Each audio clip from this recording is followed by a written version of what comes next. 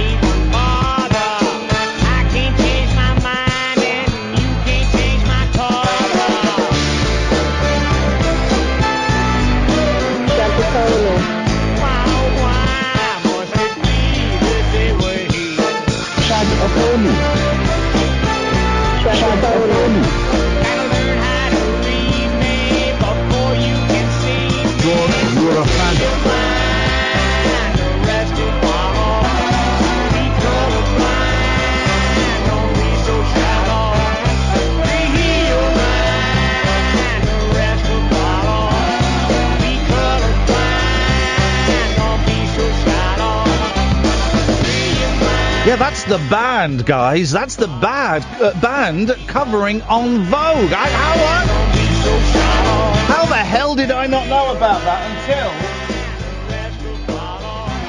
I bought the ultimate music guide to Bob Dylan and the band today? Who'd have thought it would end up with us playing an En Vogue cover, huh? Good evening, Catherine Boyle. Hello. Good evening, team out there, and good evening to you, dear listener. My name is Iain Lee. This is the Late Night Alternative. It's going to be punchy, it's going to be feisty, God damn it, it's going to be spunky. If you want to take part in the show, you can call us about anything you want. 0344 499 1000. It's a Love Island special. Kinda. I want to talk about nice asses. Black cab drivers smoking spliffs while driving their cabs. I saw it today. Black cab drivers pulling unconscious men out of their cabs and leaving them in the middle of the road. It happened. Letters from insane people, Manchester, and flooding my flat. All of that. Wow, what a show!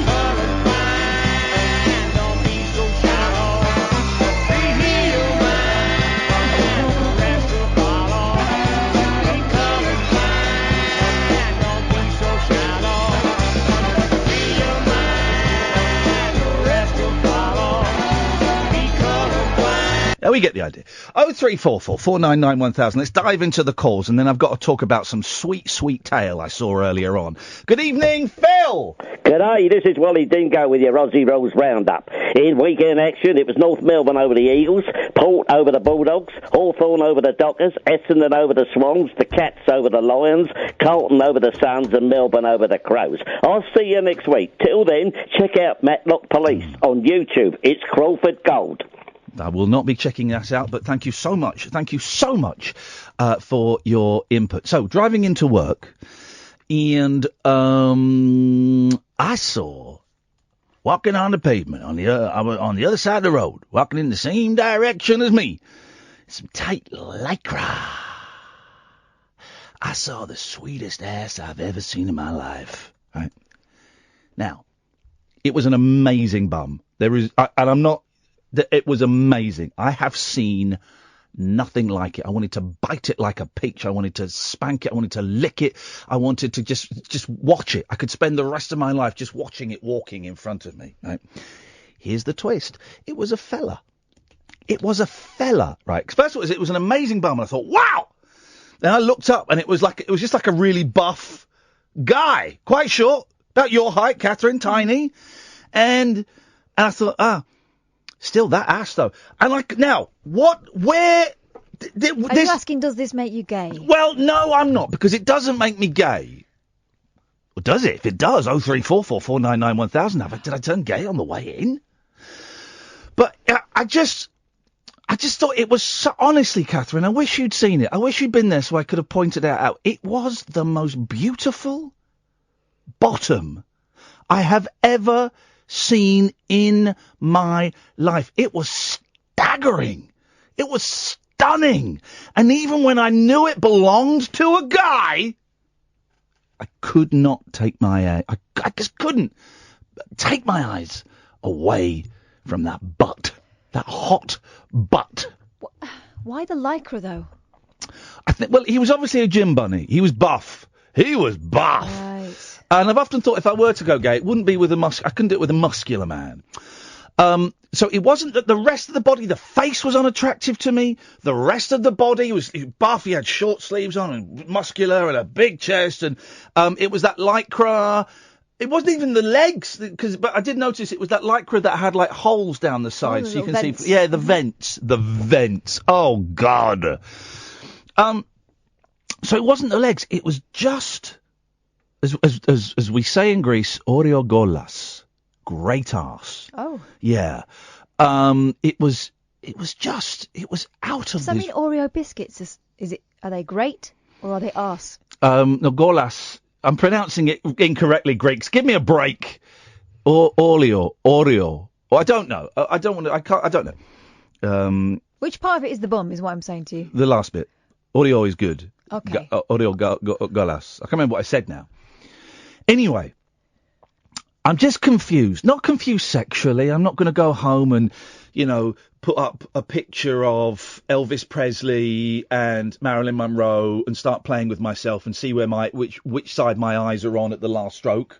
Not going to be doing that. Again? That's the gay test. Oh, is That's it? the gay test. The gay test, as every teenager knows, is you have a picture of an attractive man, a picture of an attractive woman, and you start. And you see where your eyes are when you finish. Really? Yeah. It's a proper... I don't know if they use it in... like therapy and psychology, but they certainly use it in teenage boys' bedrooms. Am I right, fellas? So I just don't know. I don't know anything. It's basically, it has completely remember the salad dryers you used to get? Yeah, I just bought one. Have you? What to put in and... Yeah. Have you? Except you don't have to do that anymore. It's an in and out one. No, I used to love doing the salad at the weekend. Yeah. Well, this one is ergonomic, so I have to pull it out once and it does it itself. Well, what you need to do is you need to put up a picture of Elvis and a picture of Marilyn Monroe, and which. It's basically. I'm not thinking for a second that this guy's bum made me gay. No. Right? But it was. I noticed it, and it's not like I'm driving on looking at tail. Right? It sounds like you are. No, I'm not. But this was just so magnificent. That's the only word I've got to describe it. It was magnificent. That I saw it from quite a distance, and as I came up close, I was like, I just couldn't stop looking. Because it was amazing. Then there was the scan up. Oh, it's a fella. Slight disappointment. But then my brain went, but still. Have another look at that gorgeous bum. Yeah. And I did, and I was just staring at it. Mm-hmm. It was incredible. I don't know if there are any psychosexual counsellors out there listening to this. I don't know if that guy's listening to this. It was along the embankment, guys. It was by the Thames. 03444991000. Interestingly, though, a little callback to last week. You didn't feel the need to open your window, lean out, and tell the owner of that bottom that you'd clocked it. No. Some people think that there's no harm in that. No, but it didn't occur to you to do that. I've announced it on national radio. Yeah, but you didn't confront him with his own magnificence. I'm like an intellectual builder. That instead of whistling from atop my scaff, I am metaphorically whistling from atop my broadcasting tower. It's not quite the same. But okay. I think it is. Hey, thanks to everyone that came to Manchester to see us on Saturday. Ever-loving Saturday. We had a great time. Sold out show. Jerry came. That's it. Only Jerry came. We were only selling one ticket. Harsh Singh came up from Slough. Amazing. From where I live. I could have given him a lift. Patrick came over from Ireland, leaving behind his heavily pregnant wife. Hey, we're gonna send them a little thingy, Bob. We'll send them a little baby grow with a rabbit hole thing on. Spoken to Scott. He's going to do that for us. And then maybe we'll send, I don't know, we'll send something for Mum and Dad as well, because those guys are great. Hey, those guys, I was disappointed she didn't come. I thought that was half-hearted on her part. Lazy of her. Yeah, very lazy. Very lazy. The baby's not due. It's not due for another 5 weeks. So very, very lazy on her part, actually. But it was a good old show. Sorry you couldn't watch it on Periscope. Tough. You should have been there. The internet was pony. But you missed, we bought, McDonald's for the entire audience, and Isaac rocks up during the interval with burgers for everybody.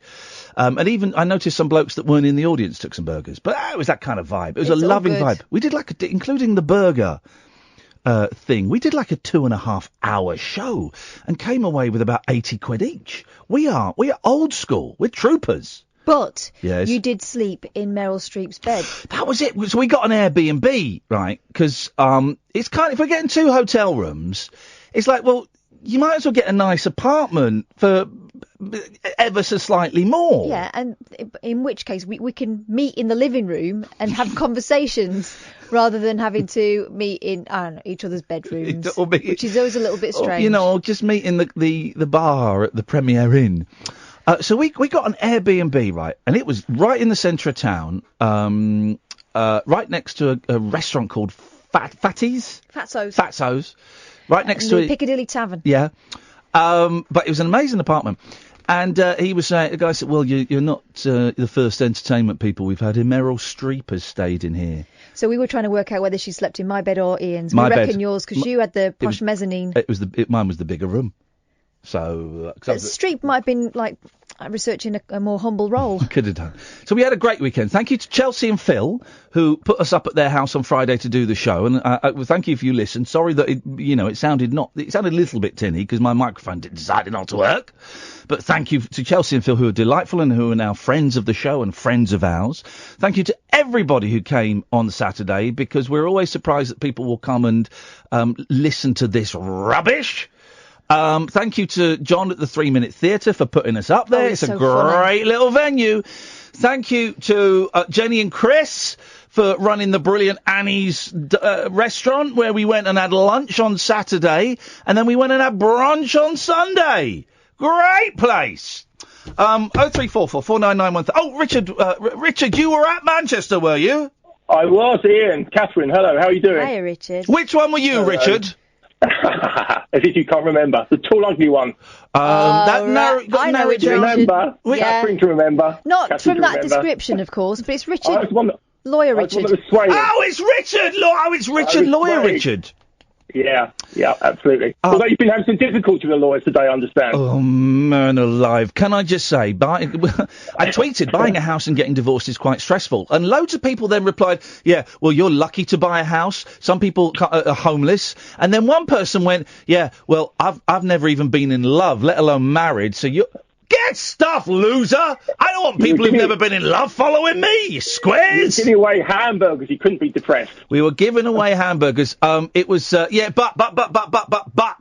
at 4:30, I sent everybody involved in this buying a house an email saying, if this is not sorted by 5, I'm walking away. I'm walking away.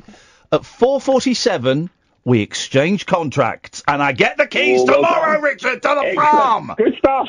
The farm. For lawyers, though. No more fees for the lawyers. No more. Well, the divorce is still going on, so that's gonna. Don't worry, you guys are gonna be plenty in the pot for you guys. How are you, Richard? I'm very well, sir. Very well. I had a great time up in Manchester. I thought I'd either trend it on Twitter with my 3 followers, or just give you a quick ring, tell you how great it was. Yep.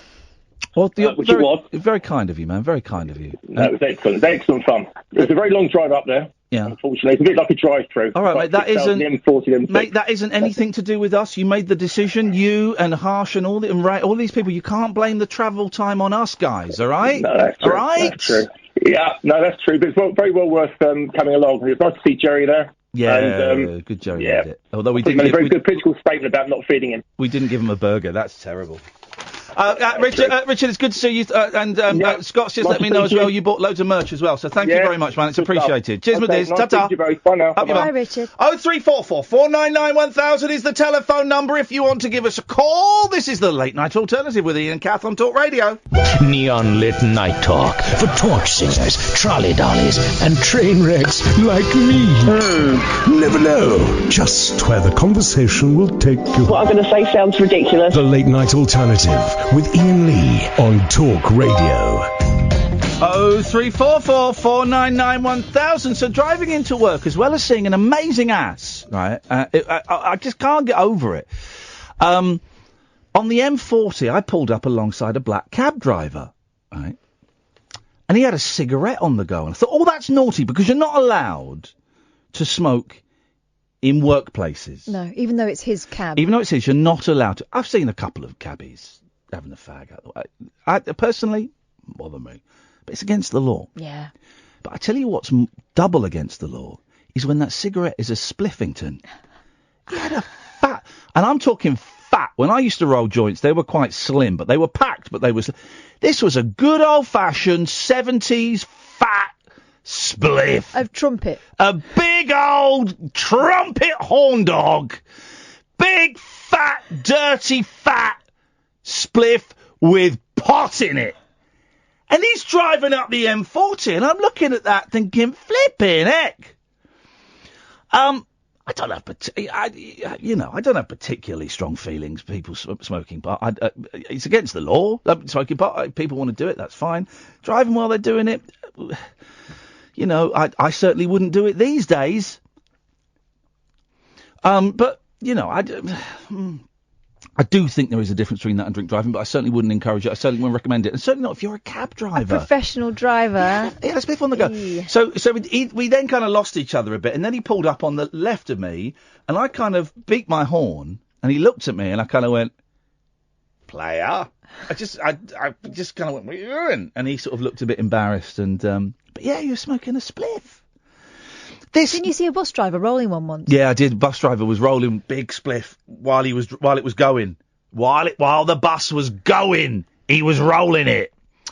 And this isn't an anti-black cab thing, because I know we've got a lot of black cab drivers listening to us, but whenever I say I've used an Uber, I get all the stats on Uber rapes and Uber paedophiles and Uber drug smugglers and Uber counterfeiters, and Uber treasonists, and Uber jihadis, and Uber bastards. I get all of these stats.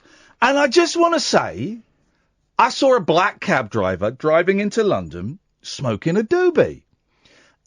Days after, and this was on the Talk Radio Facebook page, although I couldn't find it when I went to look for it. So if you Google it, it's there.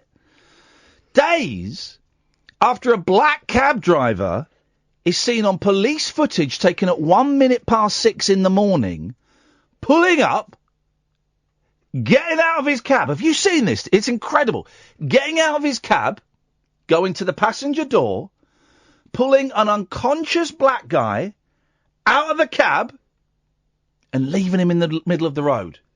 And then getting in the cab and driving off. And then 10 minutes later, you see this guy walking past on the other side of the road to see if anybody's helped this guy. Nobody has. Why would you do that? Surely you would either, right, take the guy to a hospital. You're a cab driver. You'll know where A&E is, right? And go in and go, can someone get this? Or if, I don't know, maybe he was smoking crack or doing something in the back of the cab and that caused him to pass out. In that case, pull over, phone the police. What? No. No, go on. You take him to hospital. Well, no, I would disagree. I would disagree with that. I probably would take him to hospital, but I can see merit in pulling over and calling the police if there are drugs involved. I can see merit in that. Well, can't you do both? Yeah, you can, but it's not your problem. No, but the thing that really struck me about that thing wasn't just abandoning him, it was pulling him out into the middle of the road. Yeah. And in front of other people as well. There were other cabbies parked up. I hope they get that cabbie and they stab his wheels. I really want to know what happened. Google it, see if there's any more of the story. Maybe one of our listeners knows. 03444991000. Good evening, Alan. Hi, Mark. Hello, Alan Caddick. I can bring some sad news from the wrestling world. Oh, go on then. 3 wrestlers have died on the same day. What the flip? Brian Lawler. Kate Lawler? No, Brian. Oh, that's Jerry Lawler's son. Yeah. Jerry Lawler, the Kaufman guy. Jerry Lawler's son has died. King Lawler. Yeah. Nikolai Volkov. Okay, I don't know who that is. And Brickhouse Brown. When did they all die? They died yesterday. Okay, do it what? On wrestling? Well, Brian Lawler, he was in prison. Right. In Tennessee. On a DUI and evaded arrest charges. Right, so... But he was found in his cell. He killed himself. Ay, man, that is bleak. Nikolai Volkov died in his sleep in Maryland. Okay, Maryland. After a spell in hospital. Yeah. And Brickhouse Brown, he died at home after having prostate cancer. Oh, man alive. That is, those are sad. Hang on, how did Lawler die? He hanged himself. Oh, man, that is sad. Those are sad stories, Alan. Yeah, but I've got a good way of cheering up because I'm watching Love Island. Whoa! We're on an ad break at the moment. We're just waiting for the results. Describe the ad break to us, Alan. This is live. This is happening live. This is dangerous. Alan Caddick describing the ads on Love Island. Here we go. Over you go, Alan. Well, we've got a judge at the moment advertising some yoghurt. Oh, yoghurt! That's for the STDs. It's Arla yoghurt. All yogurts are available. Oh. And now we're going to have for transmoids. Oh, transmoids? For transmoids? Sunbites. It's about quick. Sunbites. Yeah. Sunbites. Yeah. Isn't it obvious that Jack and Danny are going to win Love Island? Well, they are the bookie's favourite. Of course they are, because everyone loves them. Their name is Cockney rhyming slang, and if they get a spin-off series, then there's a chance that Danny Dyer Sr. will appear in it as well. Well, Danny Dyer Sr. was on last night's Love on video. Yeah, but only on a video link. Oh, well. Great call, Alan. Thank you. There we go. Let's go to Gatford. Yes, Gatford. I didn't hear my name being thanked, that I didn't call in or come to Manchester. I wonder if you could just rectify that. No, we're not thanking people who didn't turn up because... shut your face. We're not thanking people who didn't turn up because we needed people to turn up to make it financially viable. So those that didn't turn up are losers. Right. And you should have phoned in. We had 3 phone calls, and 2 of them were from the same person. But normally you would have accused me of being boring, so surely... Well, you're being boring now, mate. When we were in Manchester, we saw one of the God Squad out. What part of Manchester was that? Piccadilly Gardens. Piccadilly, is that Piccadilly Gardens? Oh, okay. We saw one of the God Squad in Piccadilly. It was, Yeah. Oh, hang on, was it? I don't know, mate. It was near St Anne's Square, wasn't it? I don't know. You come from Manchester. Hang on a second. Yes, Gatford? Up yours. There we go. Thank you very much indeed. That's that just sums up what a scumbag that guy is. It just really sums him up as being one of the lowest of the low. Hello, Gatford. Hello, Gatford. What's wrong with this a-hole? What is wrong with this a-hole? People like that make me want to puke. Gatford? Yes? Up yours. You should know where it is. You're from Manchester. Yeah, but I left when I was 10, so, I was still being marched around by my mum. I didn't know where everything was or how to get there. Well, anyway, we saw this guy Saturday, and he's one of the religious nuts. I'm not saying all religious people are nuts. I'm saying some religious people are nuts. Some of them phone this station. So, you know what I'm talking about, right? Some religious people is nuts, okay? And he was nuts because he had a really cheap microphone plugged into a guitar amp. That ain't gonna do nothing. And he's doing all that. Your sinners will go to hell! All of your sinners will go to hell if you do not repent and follow the ways of Jesus Christ! Isn't that rubbish? But he had a whiteboard, and I'm a big fan of whiteboards. We used to have a whiteboard for the show back in the old place, and maybe a whiteboard would be good. I love whiteboards, right? And he had... Now, you've got to listen to this. He had a list of people who I think he thought were bad people, right? But me and Kath were looking at this list going, that's a party. Yep. That is a great party. Sounds like a good time. So what we're going to do is I'm going to read out this list. We're going to take, you called it taking the register, yeah. Catherine. We're going to take the register, and we want to see if we can get as many people that are on this list phoning in as possible. Only one each. Sorry, adulterers. We want a pair of adulterers, actually. That would be nice. Pair of adulterers.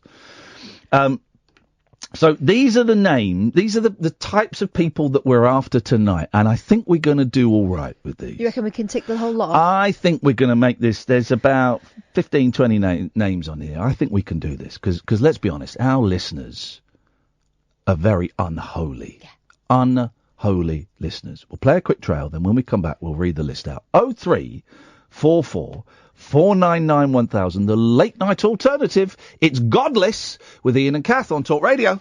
Whispering lunar incantations for cross parents, cross dressers. Yeah, did you know this about me? And cross rail workers. Steel and polycarbonate. The late night alternative with Iain Lee. I've got a very poor internet connection. On Talk Radio.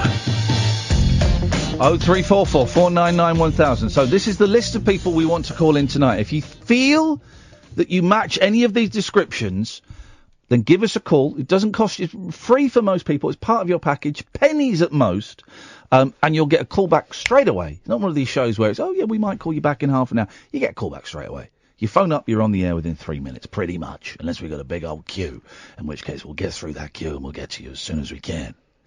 So, these are the people that we are looking for this evening. I've tweeted the list if you want to go and look at that picture. But, haters of God. That'll be an easy one for this lot.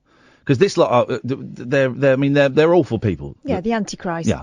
Haters of God. Fornicators. That's like... They won't be listening. That's shaggers, yeah? Yeah. Okay, so we want Jack and Danny have one. Well, we knew they were spoiler win. Alert. Ah, balls. That's not me farting. That sounded a lot like... It did sound like me farting. That wasn't. That was like trap wind, but in my hip. Ooh. Have you ever had that? No. I swear to God it wasn't a fart. Because I've been trying to fart on air for the last few days, and I've not been able to. That was trapped wind? In my hip? What the hell is going on in there? You're about to blow. Something... Hey, yeah, exactly. Can you, right, for some reason, right, I don't know how this has got into the heads of my 6.5 and 8.5-year-old child, right? Don't know who they've been talking to, but they really, really want to see Jaws. Oh, why? They really, really, they've not heard about it from me. They'll never take a bath again. Right. They're 6.5 and 8.5. And I haven't seen Jaws for years, right? I was probably about 8 or 9 when I saw it. And I said to my youngest, I said, if you watch Jaws, there's going to be wee in your pants and there's going to be poo in your pants. Another one. I said, I know what you'll do, because this is what he does, right? He's Billy Big Balls. I want to go on the ghost train. All right, let's go on the ghost train. Which one's this again? The youngest. Oh, I mean... We get to the ghost train, and he starts crying. I don't want to go on the ghost train. And I said, dude, that's what's going to happen to you if you watch Jaws. He said, no, it won't. And then we're out walking the dog, right? I've got no idea where this has come from. And they said, is Jaws 2 as scary as Jaws 1? And I'm having to think, because I haven't seen Jaws 2 for a long time. I said, Jaws 2 is quite good. It's not as scary. And then they said, what about Jaws 3 and 4? How the hell do they know about Jaws 3 and 4? Who's filling their heads with this stuff? I don't know. And I said, Jaws 3 and 4, as far as I can remember, they're not worth watching. They're not very good films. They're not scary. They're just not very good. They're lousy movies. And then my youngest says, I watched the trailer for Jaws 2 and I wasn't scared. I said, who's showing you the trailer of Jaws 2? His mother. Oh. What the hell is going on in that house? Man alive, I gotta get a court order in place. So he's 0344 499 1000, by the way. He's begging me to show him Jaws. Don't you be the one to show him. Don't you be the one to show him. I'm tempted to. They're coming to stay at my new house, not this weekend coming, the weekend after. I'm tempted to put it on, because he will be petrified. I'm tempted to put on Texas Chainsaw Massacre for those guys. I want to see Jaws. Where's that come from? Anyway, 0344 499 1000. So, we're looking for haters of God, fornicators, murderers. We've had murderers on the show, not on this show. Remember? I mean, it needn't be a human being that you've murdered. Yeah. Do you remember when we would? There's this guy, the local radio station we were on together. And you have like a phone book of the usual suspects to call, which we would always try and avoid using because we wanted to get different voices on. But you'll hear, you quite often, for example, no disrespect to the man, whenever there is a travel story, you'll get Simon Calder on, right? Because he's great. He's a little bit, but he's good. But you'll hear him on this station, on LBC, you'll hear him on all the BBCs, you'll hear him everywhere. It's like, okay, well, Simon's there. Why don't we try and find another voice who is a travel expert? Okay, and so you'll hear these voices on different stations saying the same thing. And one of the guys that we got was a guy he talked about prison reform, an ex-con. Yeah. Right? And we were talking, and I hadn't really done much research because I didn't bother reading the notes for that show, ever. People would send me these long notes the night before. I don't read them. And I said to this guy, how long were you in prison for? He said, 22 years. I said, wow, that is a long sentence. You must have done something pretty bad. He said, yeah, but that's not what I'm here to talk. I'm here to talk about prison reform. But he was getting quite arsed. This is what I'm getting about. I said, all right, but tell me what you've done. It's not relevant. I said, yes, it is relevant. And all the while I'm Googling, typing his name in and Googling. He said, it's not relevant. And then it came up, and I went, wow. You stoved in your landlady's head. Do you remember that guy? Yes. He stoved in his landlady's head, and this guy's telling me about reform? I suppose he probably knows best, but it was. So there are murderers out there. So I'm happy to talk to those murderers. 0344 499 1000. I know we have a lot of prisoners listening, so if you're a murderer, just bend over, pull your ass cheeks apart, see if your cellmate will pull your phone out. And give us a call. Wow. On your stinky little phone. 0344 499 1000. What a picture you paint there. What a picture, what a photograph. Stick your camera phone up your arse. So there's that. Proud people. If you're proud of anything, can be proud of your kids, proud of your work, proud of your hanging baskets. Proud of anything. 0344 499 1000. My mum won't be when she comes back from holiday. I've let them with her. as usual. Homosexuals. All these people are going to go to hell, by the way, but you're also going to I'm hoping I'm coming because it sounds like a good time. Homosexuals, please. We'd like homosexuals to phone us up. Backbiters. Is that the same as homosexuals? What is... sometimes. Well, okay. What is backbiting? Well, someone who talks about you behind your back. Is that backbiting? Yeah. No. Yeah. Backbiters. Yeah. No, that's backstabbers. It's the same thing. Is it? Never heard it before. Okay, let's do a couple more. We won't do all of these. Boasters, they should be first on. Where is Boasters? Is Boasters It's in there, on? yeah, the boastful was on Oh, there. the Boastful. Oh, yeah, Boasters. If you're gluten intolerant, this is a strange one, Yeah. but he couldn't spell gluttons. He's put glutons. Yeah, so if you're a gluton. And here's his last one for now. Disobedient to parents. If you're disobedient to your parents, 0344 499 1000. There's loads more. I've tweeted them, so go and have a look, and we want to see if we can tick off as many of these bad boys as we can. 0344 499 1000, the late night alternative on Talk Radio. Moonlit musings from mums, madams, and meat packers. Oh, never mind, I must have misheard. The late night alternative with Iain Lee. The station's brilliant. On Talk Radio. 0344 499 1000. If you're a new listener, by the way, me and Kath just sit here talking rubbish. And you can call in about the rubbish. You can call in about anything else you want as well. We're not one of those shows like what you get everywhere else where we sit and tell you the question. We don't make it easy for you. We don't make it easy for ourselves. But we don't do that thing where we go, this story, how about this question? We just kind of sit and have a chat, and it's like mates having a chat in a cafe or in the pub or on the bus or whatever. You have a chat where I was about to list all the places. You can have a chat anywhere you want. With a friend, you can have a chat in so many places. So you can pick up the phone and just dip into the chat with us. 0344 499 1000. Or if there's stuff that we're not talking about that you want to talk about, then please do. I must remind me to tell you in a bit about how I flooded my flat when I was away at the weekend, like an idiot. Good evening, Andy. Hello, Ian. How are you, man? Very, very well, Andy. What have you got for us? Listen, I just wanted to say thank you for being so kind to me at the weekend on Saturday, both you and Kath. Oh, you're the guy who you're into, and I've said this, you're into people pooing on your chest. Yeah, that's the one. That's the fella. Well, I'm very grateful to people making me the offer. Yes. Andy came to the show on Saturday in Manchester, and he told us afterwards that we know because we've chatted before, but he told us afterwards that he has anxiety, and that even phoning in is a big deal. And you were, have I got this right? You were in your hotel room an hour before the show. I've been away here since 10 o'clock, thinking, I need to call and say thank you. I need to call and say thank you. But he said he nearly didn't come to the show. He got to Manchester and didn't want to leave the hotel room, and he did, and all this.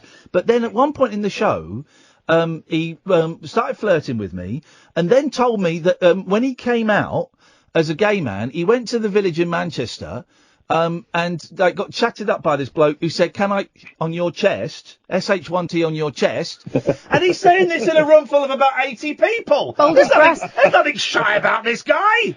I'd had about 3 Budweisers at that stage, boys, so, that was a little bit more relaxed. You guys were brilliant on Saturday night, and I was watching back, the I'm a Celebrity clips from earlier today, and you were saying that the worst thing for yourself was going in there with all those strangers. Yes. Just kind of how on earth can I do that? Well, that was my absolute worst on Saturday. Just going into such a small theatre with so many people, but everyone was just lovely, weren't they? And that's good you said that, because that's the vibe. We have a lot of people say, "Oh, I don't want to come because it's just me," but that's kind of the vibe that we create. It's very friendly. It's very unpretentious. If you want to sit and turn and talk to the person next to you, I'm sure they'd welcome it. If you just want to sit there quietly and leave 5 minutes before the end, no one will think any less of you. You'll probably recognise a few voices because we always get a couple of callers rock up. And it's just like a friendly vibe. If you want to come in a group or you want to come in your own, there's no shame in that. There's nothing to be embarrassed about.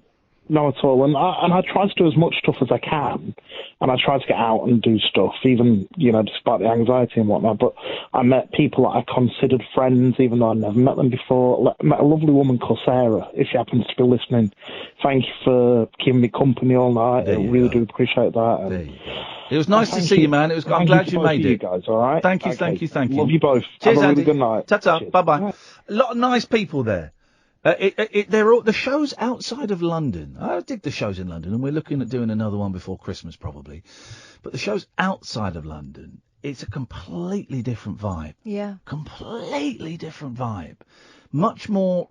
I always get the impression that London shows, not just The Rabbit Hole, but other London shows that I've done throughout the years, there's an element of people sat there with their arms crossed going, go on then, let's see it, what you got? What you got? There's that... do you know what I mean? Yeah. And in Manchester, and in Birmingham, and in Bath, and in places all outside of London, there's people leaning forward, willing you on, willing it to be good, willing you to succeed, you know. I think there's a really special thing about the community that's formed around this show. Yeah. And, you know, there are people who are active members of it and others who just find each other by accident, sometimes by coming to the shows and they realise that, you know, that they maybe heard each other on the radio, or people that never listen at all but feel part of, never phone in at all but feel part of something bigger.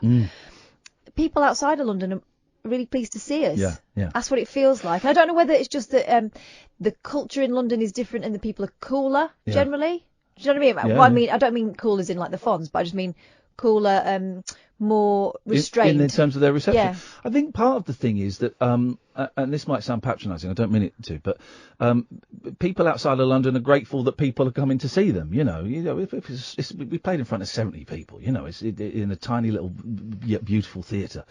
And we're obviously not doing it for the cash, but we're doing it because we want to go and meet people and we want to experience people, and we get, from going out and doing these things, we get ideas for other things that we can do, and it's kind of, we just enjoy showing off for 2.5 hours on stage. Do you know what else I really like? Looking out into the audience and seeing people getting on with each other. Yeah, love and peace and harmony. It's like, I bought burgers for the entire audience. It kind of just tied in with a gag we were doing about Deliveroo and Uber Eats and Just Eat, and how Deliveroo is quite posh and Just Eats is not. And so while the show was going on, I ordered burgers for everybody from McDonald's. Now, if we'd have done that in London, I think it would have been met with a bit of a, oh, it's a Kaufman rip-off. You know, it would have been met with a kind of a sigh, a raised eyebrow. In Manchester, we stood out on the street together, waiting for the bloke, getting the phone calls. When Isaac, the delivery boy, arrived, everyone applauded him. He was embarrassed. Dom was holding the bag for me as we're dishing out burgers, and people were a bit embarrassed to start with. And I'm going, guys, I got 50 burgers here. Come and take. And it wasn't like a gag. I tried to record it, but I don't think we did. It's just a nice. My favourite part of that was when Ray gave me his gherkin. There's a great picture of Kath eating another man's gherkin. It is disgusting. 0344 499 1000. Oh, we'll put that was Alan, wasn't it? I think Andy. Andy, sorry, yeah. We'll put Andy down on the list as homosexual. I don't think he'll have any qualms about that. So we've ticked off one from the list. Let's go to Rory. Good. By the way, apparently there's problems with the online streaming. Keep stopping and starting. If you go to youtube.com/Iain Lee, look for the live video. You should be able to see it and hear it in all its heavenly glory. People are having trouble with the app and the online, and it keeps stop, start. You know what you were saying about if we'd have got the burgers, what would London have said? Yeah. I've just read what Gafford's written on YouTube. Says it all. What's he said? Would have preferred Burger King. Okay. That would be the attitude. Okay, wouldn't it? Yeah. Well, Gatford. While I talk to Rory, you're about to lose your modship, Gatford. You talk to Rory, Catherine, while I go through the complicated menu system. Hiya, Rory. You all right? Hey, Catherine. How are you? I'm good, thanks. Nice to hear your voice. It's been a while. Oh yeah, it's been ages. Yeah, I'm on speakerphone. Is that all right? Well, you know it's not, but I'll put up with it because it's you.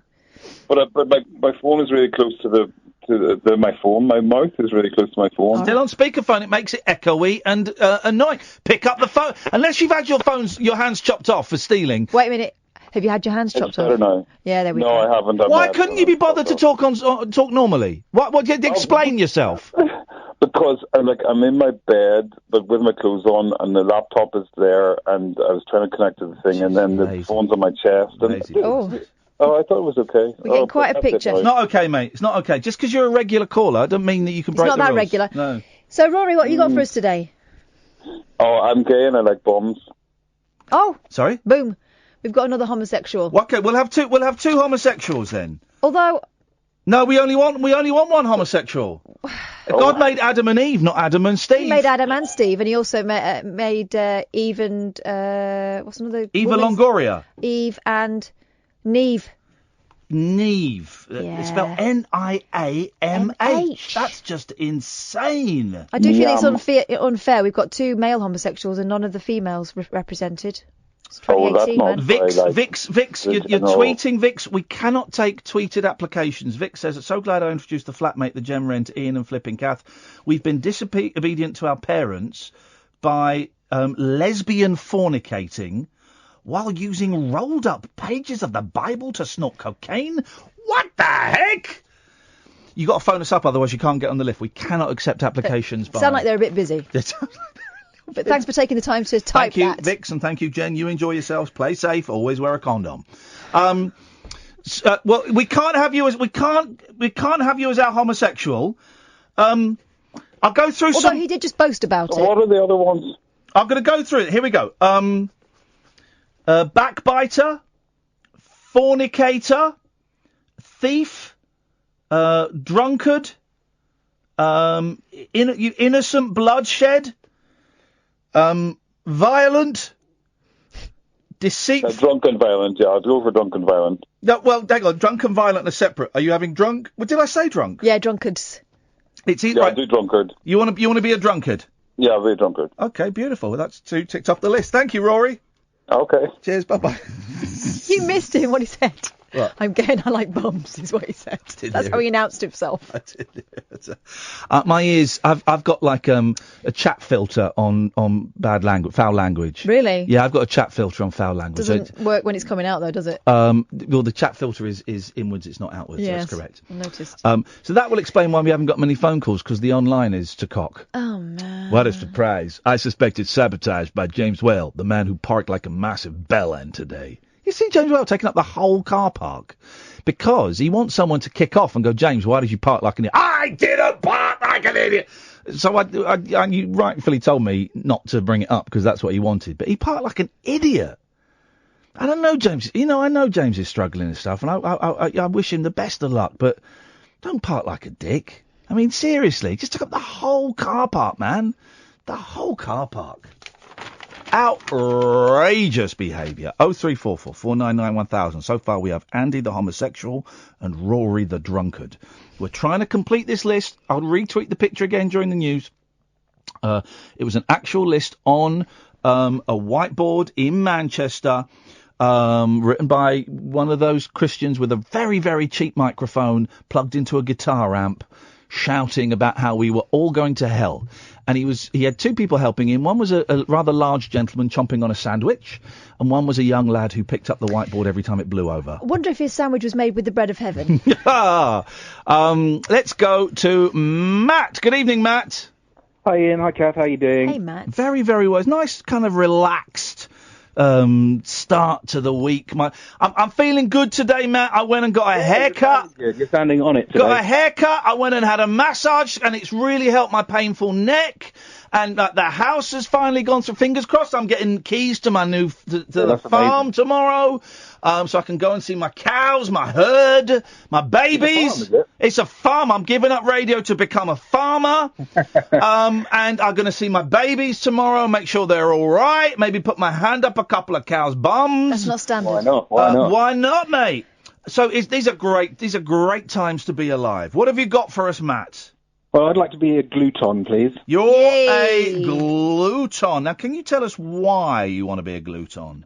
Because last night I had a great big Chinese takeaway, and then I had the leftovers for breakfast this morning. Oh, I really fancied a Chinese today. But once I move into this house, I'm going to lose weight, but I need one more Chinese. Here's the thing. What is this?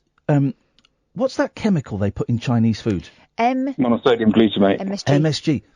What, can you just buy that in like a jar to eat? I used to live with one of my flatmates when I was at university. It was called Dave Chung, and his parents had a Chinese restaurant, and he had a little tin of that stuff in the cupboard, and I swear it makes a difference. It makes a real difference. But that's what makes Chinese food taste good, isn't it? It's just the MSG. The addition of that is... So what is it, though?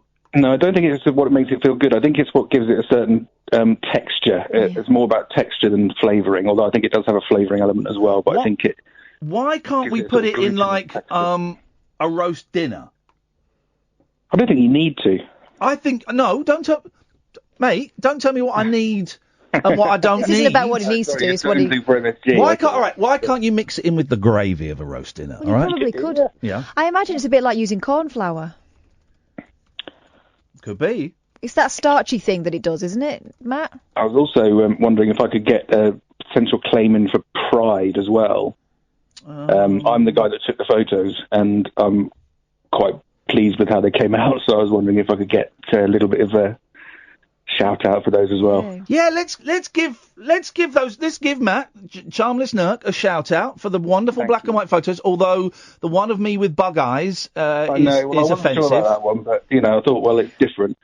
Because I was having done that on Saturday, I'd be really keen to do that sort of thing again. So I've actually said on my photo Twitter, which is different from the Charmless Nurk one, that if anyone wants me to do that for them for any gigs in Manchester, I'll do it for free. Good luck. People don't always go for that kind of vibe, but good luck. No, I know, but I'm just trying to get. What I would suggest is, instead of just tweeting it aimlessly, I would send it to some people that are going to be doing shows in Manchester over the next 6 venues maybe months. As well. Yeah. Send it. That's a great idea. Send it to venues. Send it to the 3 Minute Theatre. Send it to, I don't know what other venues there are. So go through like bands and comedians probably that are doing shows over the next 6 months. And send it to those guys on Twitter and at me as well if you want. So it gives it an air of authority. That's not the word. Authenticity. Thank you. Because I think you just tweeting it and me retweeting it, it kind of looks a bit there. But if you send it to people and say, hey, listen, man, I took these and I'd love to come to your show and do it for free and, whatever, then you might get, I think you stand a better chance of getting somewhere. I'll give it a go. I'll let you know how I get on. Nice one, man. Thank you, because they're stunning. We love them. Take care. Thanks very much. Thank you. Bye-bye. Right, Ellie, Ian, Tony, stay there. We've got homosexual, we've got a drunkard, and we've got a gluten. So this is a great show. What do we need? Oh, we need loads. I'll go through them in a bit. 0344 499 1000, the late night alternative with Ian Lee and Catherine Boyle, weeknights from 10 on Talk Radio. The late night alternative with Ian Lee on Talk Radio. We have ways of making you talk.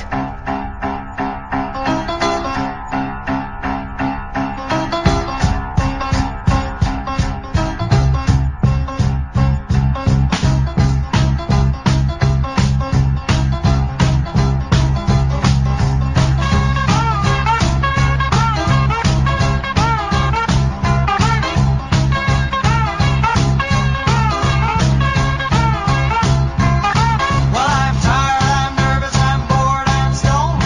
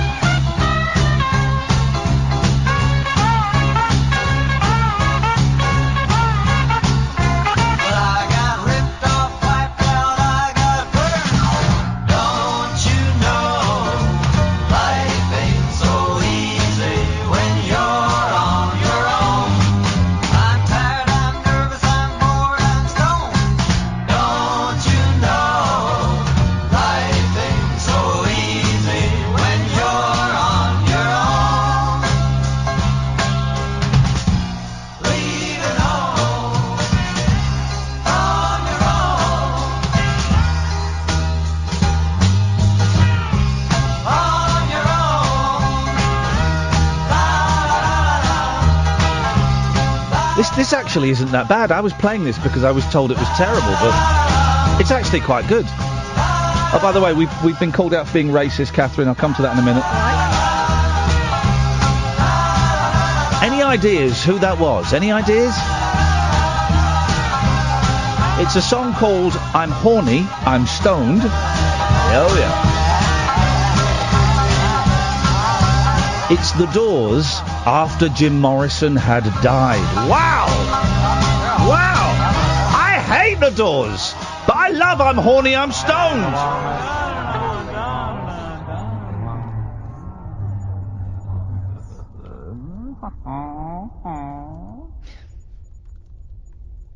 Wowzers. I mean, that's a weird old song. I'm Horny, I'm Stoned by The Doors after Jim Morrison died.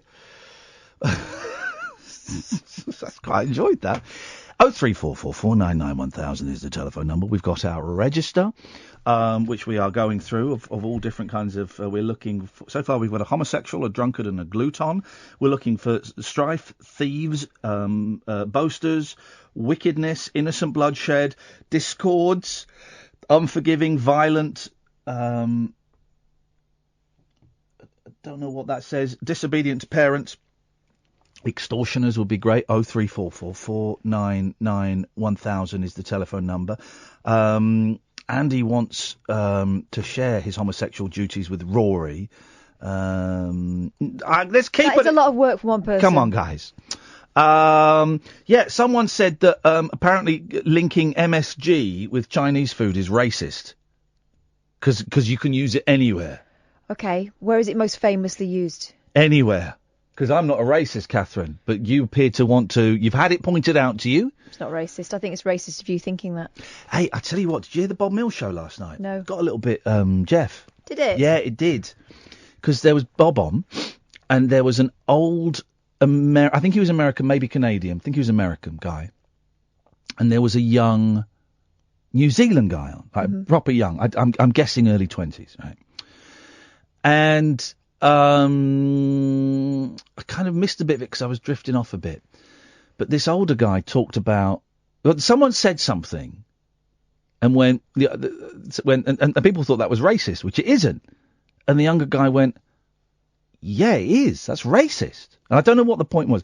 And the American then went, that's not racist. Look, I do a bit in my act, and I talk about a conversation I had with an Indian guy, and I do the accent.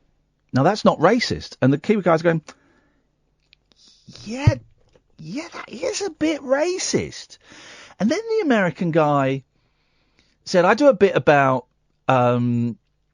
sitting on my bike as a kid and my testicle coming out, squeezing out, and it looking like a pink rabbit. And in that bit, I go, and if it's a black guy, it looks like a black marble. And if it's an Asian guy, it looks like a bit of sweet corn. That's not racist. That's just me as a kid. And you could feel the tension rising. And the younger comic was slightly uncomfortable going against, because Bob was kind of erring on the side of this older guy. Right. But Bob's very clued in and very switched on. And he could obviously read the situation. So he was holding back a bit. And this younger guy was getting uncomfortable being this kid coming in and having to go against these old fellas. It was a great bit of radio because it was properly... And Bob's going, look, we can go there if you want. If you guys want to go there, we can go there. Or we could come back and we can plug the shows. And it was tense, man. Yeah. It was... And well done, Bob, for handling it brilliantly, I thought. I do find it interesting how...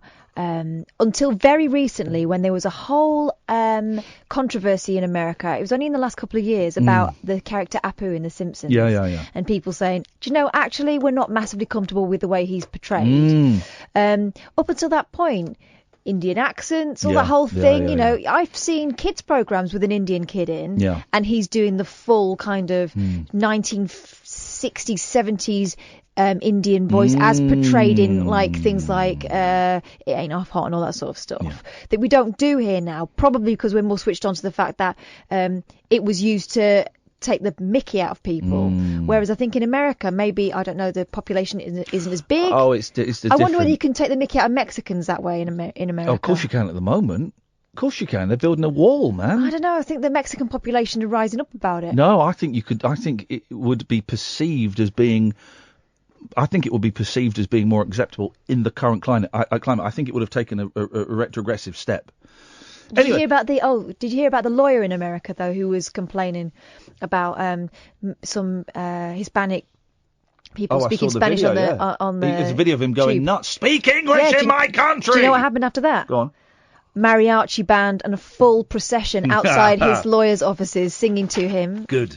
And, taking the mickey out of him. It's a good old show. Did anyone else hear it on Bob Mills's show last night? I can't even tell.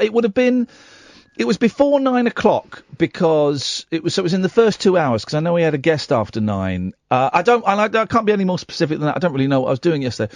If you heard it, guys, 0344 499 1000. If you didn't, Bob's show 7 till 10 on a Sunday night is a great listen.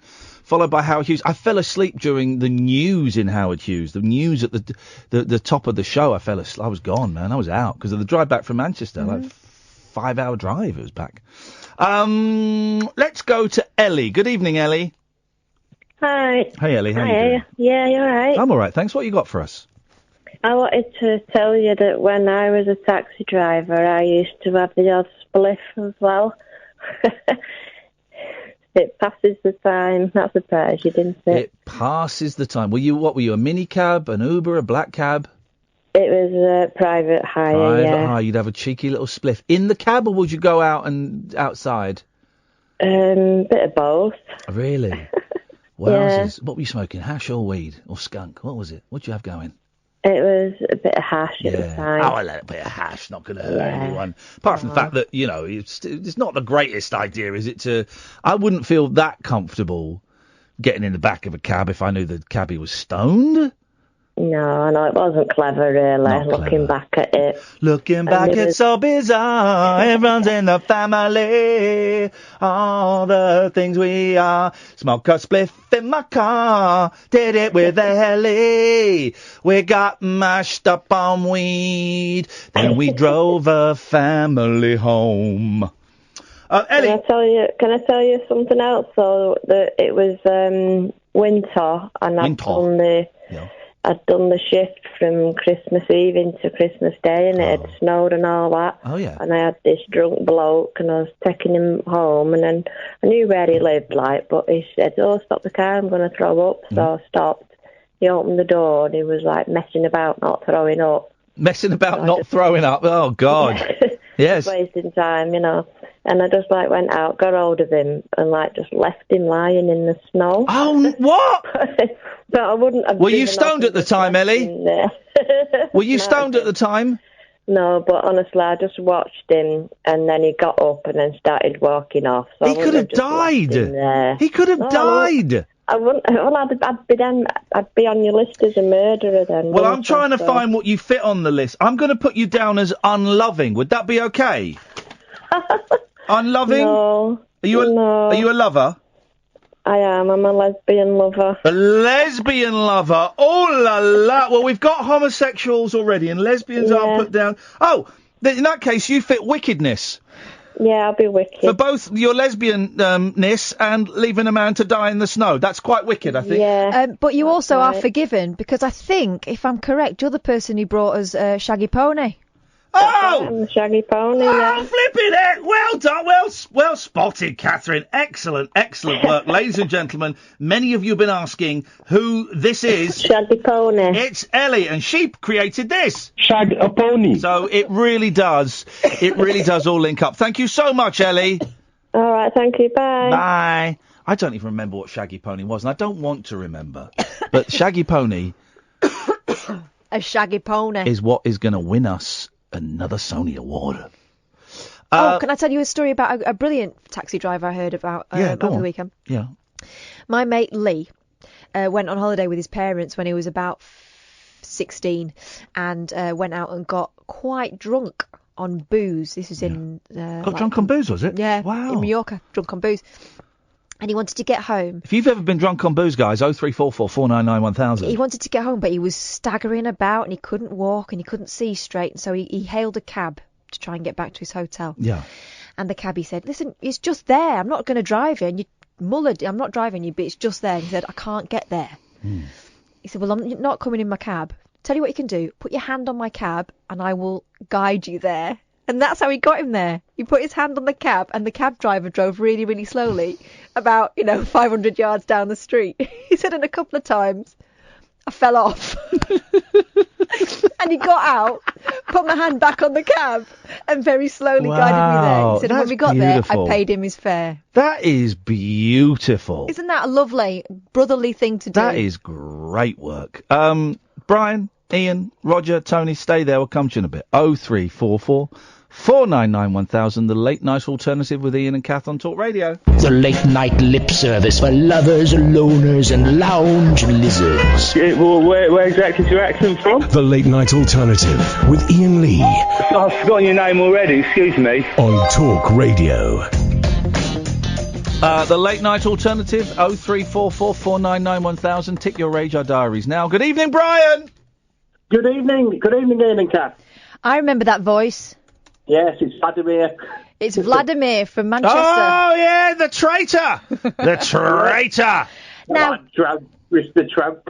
Are you sure you're not the one who rang up to say when is it starting? Because we didn't find any other Brummies in the audience that night. Honestly, I swear. Hang on a minute. Stop this conversation. Are you on speakerphone? There's a reason why. It better be that you've had both your hands chopped off for stealing in the Middle East. My phone's actually broken and I need to get another one this week. I do apologise. It's only because I've looked you in the eyes that I'm not cutting you off. But if you were just any old Tom, Dick or Abdul, you would be off. Thanks very much. You're welcome, Brian. What have you got? Okay. I'm coming in as a thief, please. Oh, here we go. Tell us what you stolen, mate. Right. I must have been about 8 or 9. I used to steal every day from the corner shop a Kinder Surprise egg. Oh, you little SH1T bag. That's terrible. I know. And that was when the toys are really good quality then as well. I must have got away with it for about 2 months. Flipping heck, man. What ended your reign of terror? You get too confident, don't you? And I think Mr. Singh in the corner shop must have caught me. Yes. And my dad confronted me in my room and said, open that drawer. No! Oh, and it was full of like 80 toys. Yeah, rammed. Oh, and I had every single one confiscated, and to this day, I don't know what he's done with them. He's kept them. Do you know what? When I saw you on Saturday, I thought there's something wrong about that guy. There's something you just can't trust about him, and I couldn't put my finger on it. I said to you afterwards, didn't I, Kath? That Vladimir, very dodgy. Sketchy. Very sketchy character. And now you've well, thank you for that, Brian. You've confirmed what I was thinking. Thank you, Lee. Go and steal a mobile phone that works. Yes, that's the job. Thank you very much indeed. Ta-ta. Let's go to Ian. Good evening, Ian. Hello. Hello. I did phone in to say I'll put my name down for a thief, but that bloke just I did, but I can nick it off him. There we go, Ian! Oh, I love it! You're have you ever stolen anything before? Yeah. Go on, what have you stolen? Well, when John Menzies used to be up and down the town when I was a kid, I used to go in there and he called me school pens and spell them. Yes, mate. John Menzies, or it's pronounced properly, John Mingus. Is he? Apparently so. I don't buy it for 1 second, but yeah, John Mingus. Yeah, and I always used to be in there then he closed down, so I used to go into Double Ad Smiths. Yeah. But yeah, I just thought I'd ring in for that one. Nice one, Ian. You've nicked it off of Brian. Yeah, man. Yeah, man. Hey, here's some exciting news. 70s, 80s, 90s English art rock pop fans. This Friday, I'm driving to Swindon to speak to the other one. I'm going to Colin Moulding's house to have a chat with him. Colin Moulding of XTC, who, Andy wrote most of the material. I would say about 60% of the material, but Colin wrote a lot of the big hits. We're only making plans for Nigel, generals and majors, aha. What was the other one? Did he write... No, he didn't write Sergeant Rock. That was Andy. So I'm going to go and interview Colin Moulding, who I interviewed years and years ago, and I've been wanting to interview for a while. But him and the original drummer from XTC, Terry Chambers, have got this new act together. It's a great name. From XTC, TC and I. Terry Chambers and I. That's a great name. Clever. And they've released an EP. And here's the thing. They're doing some live shows in Swindon at the Swindon Arts Centre. 4 nights at the Swindon Arts Centre. Sold out in a day. So I've just seen online they're probably going to announce a few more shows. Colin Moulding, as far as I'm aware, has not played a live show since like 83 or whenever it was that XTC stopped touring because Andy was having panic attacks. So he's playing with a band. They're going to do new songs and some of the classic XTC songs. I'm going. Me and Kath are going. Tuesday, the 30th of October, we'll be in Swindon in the Arts Centre hearing some XTC songs live for the first time in years, man. So it's sold out. But they're going to put more shows on. I'd be surprised if they didn't do a little tour as well. There's a Facebook page, TC and I. TC and, what do they call that? An umlaut? No. Ampersand. Ampersand. TC ampersand I on Facebook. Go and find it. Go and join it if you'd be interested in that. We'll probably play the interview out next week. I'm absolutely thrilled. I'm buzzing. And it's going to be weird because Andy Partridge, he said on Twitter, I wish them the best of luck. Here's the link to buy the tickets. I ain't going. Because I know that him and Colin fell out, and I know why they fell out. And it's not my position to say why, but I've heard Andy's side as to why they fell out. It'd be interesting to hear Colin's side as to why they fell out. And it'd be weird because if he's in town, he'll be half a mile away. Isn't that weird? Yeah. But Andy's determined he doesn't want to do any more live shows, and that's cool. That's fine. That's his bag, man. But I'm going. Me and Kath are going, and so that's exciting. I'm very, very excited by that. Let us go to Emily. Hello. Hello. Sorry.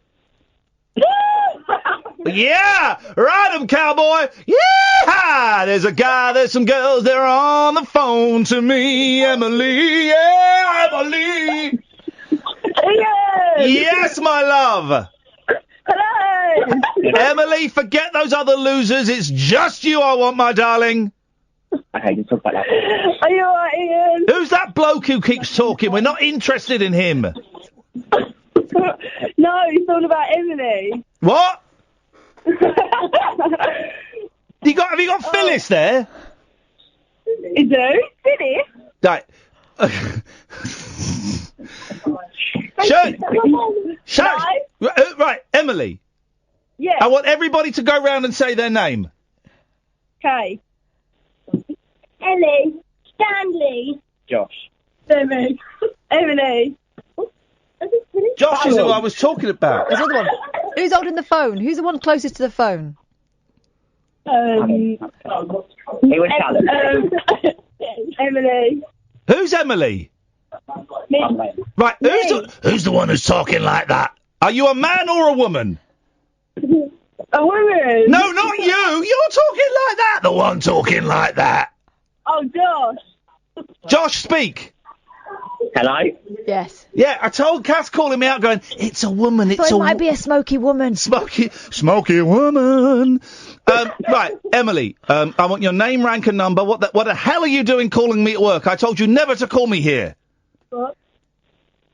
We want to talk about Love Island. Yeah, let's get on the Love Island. Jack and Danny won. It was obvious they were going to win, wasn't it? Yeah, but I think you just spoiled it for people who haven't watched it. I've just what? You spoiled it for people that haven't watched it yet. Well, it finished about 40 minutes ago. Yeah, I know, they might want to catch up tomorrow. Oh, squad, the people that taped it on VHS? Yeah, basically. Well, that's their problem. What? Is that Danny on the phone, that accent? No. It's their problem. Now, let me kiss you on your nipples, Jack. Then we might get an ITV2 spin-off show. Let me play with your winkle. Oh, Emily, say, shut up, you melt. Shut up, you melt. There you go. It is. It's Danny. Well, Jack and Danny haven't really won. It was the horrible lady with the big boobs and her boyfriend. Megan. No, not Megan. The other one. I like Megan.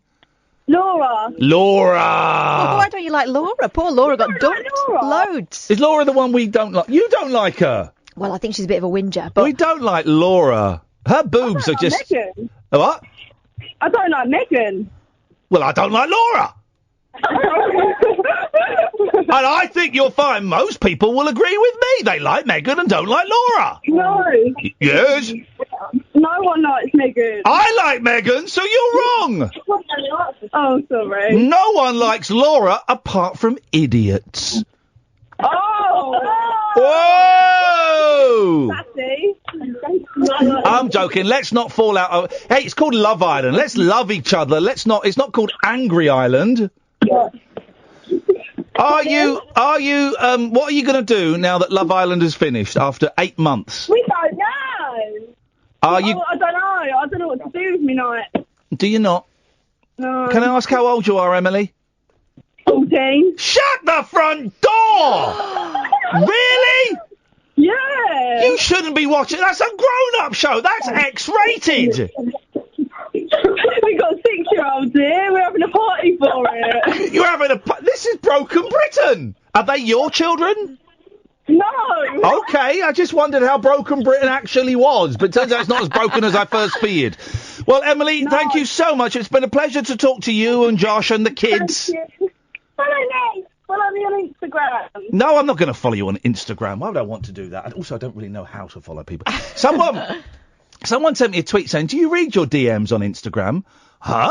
What? I then Googled DMs on Instagram. I got loads of DMs from people on Instagram. I didn't know. Well, how much filth you got? No filth. No filth. Oh, it was all, I love you in the jungle. All nice stuff like that. 14. 03444. Are they watching Love Island? The 6-year-olds are up at 11:30 to celebrate Love Island ending? Wow, I mean, just the bikinis alone are indecent. They should get Seriously, an X rating. On a serious note, thank you for that comment. It's nice to talk to you. But would you let your 14-year-old girls watch Love Island? They're not 14 yet. 14, that's borderline, isn't it? I mean, it's not Geordie Shore, but it's getting there, isn't it? You don't see any sexual... Well, I think you might, actually. I think you might. 14-year-old. I don't know. Thing is, they're going to watch it on like their smartphone, or probably in 8, 6, 7 years' time they'll be watching it on like a holopad or something. It'll be like a hologram. Oh, you just think it and it gets put onto your cortex. It'll be on a chip in their brain by then, won't it? We won't have any power. The thing is, though, it's the adverts in between, right? Do you remember? There was a thing last week, actually. Some people had complained about cosmetic surgery. Those adverts got taken down. But now it's all like, very high-cut bikinis. High-cut bikinis and yoghurt. Yeah, it seems to be the secret, guys, if you want that Love Island look. Let's go to Tony. Good evening, Tony. Hello, Ian and Kath. How are you? Hey, Tony, I'm fine. How much have you had to drink today? Very minimal, actually, and that's why I was doing what you asked me on the experiment to phone you back. Yep, go on. After Friday. Yeah. On the side note, listening to Love Island, I've got a 14-year-old daughter, and God. And sorry, I said, oh God. In which way? In the way that I always worry about the children of alcoholic parents. Okay. And I've got cousins, her cousins are the same age, but they're all watching it, and everybody at school's watching it, and you can't stop that. Yes, you can. Yeah, you can. Anyway, so what was Friday's experiment? At the moment. But the experiment was, you asked me to phone back and talk about what we were talking about on Friday. Yeah. Which was blackout. Right. We got crosswords on the word blackout, where I was saying you go out and get pissed and then don't remember a bit of it. That's a blackout. Yeah, that's not crossword. If you don't remember bits of your behaviour, if you don't remember bits. No, we got crosswords on that issue. Well, where was the confusion? Because you've just described a blackout. The other point was... No. We're going to focus on one point. Where was the crossed wires on that one point?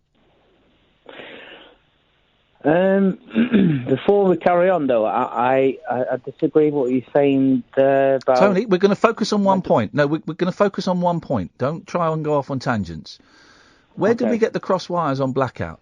What the definition of a blackout? Well... You tell me your definition of a... You tell me... All right, do you have... When you drink, Are there moments that you don't remember? Tiny moments, yeah, but that's over like a 12-month period. That's a blackout. That would be like 1 or 2 times. That's a blackout. Yeah, but most people do that. No, they don't, mate. That's the thing. This is the argument we had. No, they don't. They really. Of course they do. How do you know that? How do you know that? I went to the Catholic club a couple of weeks ago. Pretty sober. I was chatting to an 85-year-old bloke with his wife and having a normal time. The guy walked in pissed, completely pissed, and he was going about something. And I gave him his number, my number, and it was something about... I'm going to stop you because you're rambling, and I'm really going to get you to... Where's your evidence that most people go out drinking and don't remember huge chunks of it? Where's your evidence that most people do that? Most binge drinkers do that, which is most... That's the... Well, no, whoa. You're saying most binge drinkers. Now you're saying most binge... That's completely different from saying most people, because most people aren't binge drinkers, right? Okay, so where is your evidence? Let's narrow it down. Let's narrow it down. Where is your evidence that most binge drinkers have moments of their drinking evenings where they kind of come to and don't remember what happened in the last hour or so? Where's your evidence for that? Because you're saying most binge drinkers do, so that means you must have got evidence about that. Yeah, I've got evidence. I'd love to hear it. Let's hear it. Growing up, as you would do, through your life and going out with mates and different things, you wake up in the morning and think, oh, let's get a fry up, and I can't remember what's gone on. So, you're saying that most of your friends have blackout? Yeah. Right, okay. So where is your evidence that most people do? Because we tend to hang around with people that employ the same behaviour that we do. So where is your evidence that most binge drinkers do outside of your circle of friends? You haven't got any, and I'll tell you why you haven't got any, because it's not normal behaviour. Okay. The other point I had here is being... No. You're doing what you've done every other phone call, is you just like, when the conversation gets a bit uncomfortable, you're deflecting and moving on to something else. Sorry, okay. Does your kid live with you? No. I'm sorry to hear that. May I ask why she doesn't live with you? I've got 3 children. Okay. And that's what's been difficult in the last 18 months, where prior to that I didn't drink.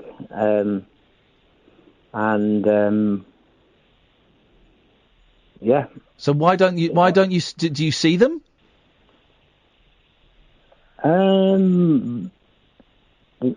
When I can, but I've been very amicable, but the other half hasn't been. Okay, so well, again, I'm sorry to hear that. Why is what is fairly, her? I'm sat in a 4-bedroom house I bought 2 years ago for the family. Okay, why does your Tony, ex-wife. Tony, just tell me, why does your ex-wife say? What reason does she give for not allowing you to see the kids? Oh no, I've seen them every day. I see my son every day. Oh, because that's a complete contradiction to what you just said. Well, no, yeah, my daughter, who's 14, is with me tonight. I don't see it very often, but and you're drunk. I had to buy a house for my ex-wife. I don't care. And you're drunk. Well, I thought. I'm sorry. Okay, fair enough. I thought this was an experiment to phone back and talk about. And you're drunk. What? Why are you getting angry? Well, just because I'm asking, about I'm you not being... getting angry. Why you're getting a little bit angry. So you're drunk? Oh, no, the other thing was I was wondering how are you at with the location of sound? No. Are you drunk? Because that's what I know a lot about. Are you drunk? Not really, no. How much have you had to drink today? And tell me the truth, because I know if you're lying. 6 bottles of Beck's. Yeah. Which is not a pint, is it? Right. So 6 of them, and that's it. I don't believe you. I think you've had more. All right then. I'm drinking some Blossom Hill. What's Blossom Hill? I don't know. Is that a wine? Wine as well, yeah. So how many bottles of Beck's did you actually have? Exactly what I just said, plus... And how many bottles of wine have you had? Half. Okay. Any spirits? No. Right. So 6 bottles of beer. But I haven't drank since Friday. 6 bottles of beer. Well, it's only Monday. 6 bottles of beer and half a bottle of wine, and you're the only person there responsible for your kid. You happy with that? You think that's acceptable? I'm not the only person responsible now. But no, at that moment, your kid's there with you, yeah? Yeah, but I'm not the only person here responsible now. Okay, but you are the dad, yeah? Yeah. Do you think it's acceptable to be that drunk? You say you don't see your 14-year-old very often. Is it acceptable to be that drunk when she's there? Yeah, but I'm not that drunk. Okay, mate, you're a tough guy and you can handle your booze. That's great. Hey, listen, man, I'm only doing it because I'm worried about you, and I think you've got a bit of an issue, and I think you know that you've got a bit of an issue, and you keep trying to deflect and go off to something else because you know that I'm pushing this scab you've got, and I'm pushing and pushing and pushing, and it hurts me to push that scab. It hurts you for me to push that scab, but someone's got to do it, man. There's a reason that your kids don't live with you. There is a reason that you don't see your kids as much as you would like to, and I suspect, and I'm guessing, that booze plays a big part in that, man. No, not really, because I never drank over 10 years being with Why are you drinking now? How is drinking now going to solve anything? Because I had 17 years with someone, 10 years of children and noise and everything, and I ended up on my own with nothing. Well, I'm sorry nothing, to hear that. But nothingness, quietness, and it's lonely. Loneliness, that's probably the big it's lonely. word. But what and what do you do?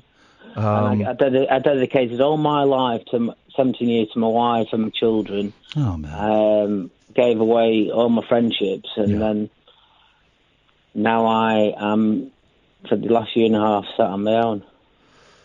I'm sorry to hear that, man. That's really, really sad. Do you know why the marriage fell apart? It was predominantly to do with my partner's family. Not my family, but my partner's family. They were very hostile and very... Why were they hostile towards you? What were they saying to your wife was wrong with you? No, they weren't saying anything was wrong with me. That my wife just couldn't stick up for me. Well, they were So what was she having to stick up for you? What were they doing that meant she had to stick up for you? Just generally being rude, and they're all. They must have had an opinion on you that was negative. What was that? That you were a bully? That you were drunk? That you were lazy? I was sober. So what was the thing they were saying about you? I was a sober person. Every family event, every Christmas, and they were all drunk, and I don't think they liked that. They didn't like the fact that you were sober. Yeah, and I spend all the time with the children, and that doesn't make sense, man. I'm scratching my head a bit with that. Alcoholics. So her family you're now saying her family are alcoholics. Yep. And because you were sober, they were telling her what? That she should leave you because you're not a drunk? Oh no! They were just awkward all the way through. But my after 17 years, I used to babysit. Look after the kids, and I'd say, "Oh, you need to go out. You need to go out and go out with your mates and this, that, and the other." And a friend who split up with her husband encouraged us to go with a guy she'd known from school. That's funny because that's completely different to what you just said. You do know, Tony, that you're rambling quite a lot and not really following you're not really following a narrative. No, that's total truth. But you've just said you've just given a completely different reason to why your marriage ended to the one you gave me 5 minutes ago. In what way? Okay, can you name one of the two reasons you gave me that your marriage ended? What about our family? Yeah. Yeah. Go on. It's a combination of family and that split is. I would suggest that if the story about her going out with another guy is true, I would suggest that perhaps that played a more significant role in the splitting up of your marriage. What the point I'm trying to get is, it's almost irrelevant why your marriage split up. The point I'm trying to get to is you're rambling and you're not being very incoherent, which makes me think that my initial hunch that you'd had more than 6 beers of Beck's and more than half a bottle of wine is right. That you have had more. No, no, I've been honest with you on that.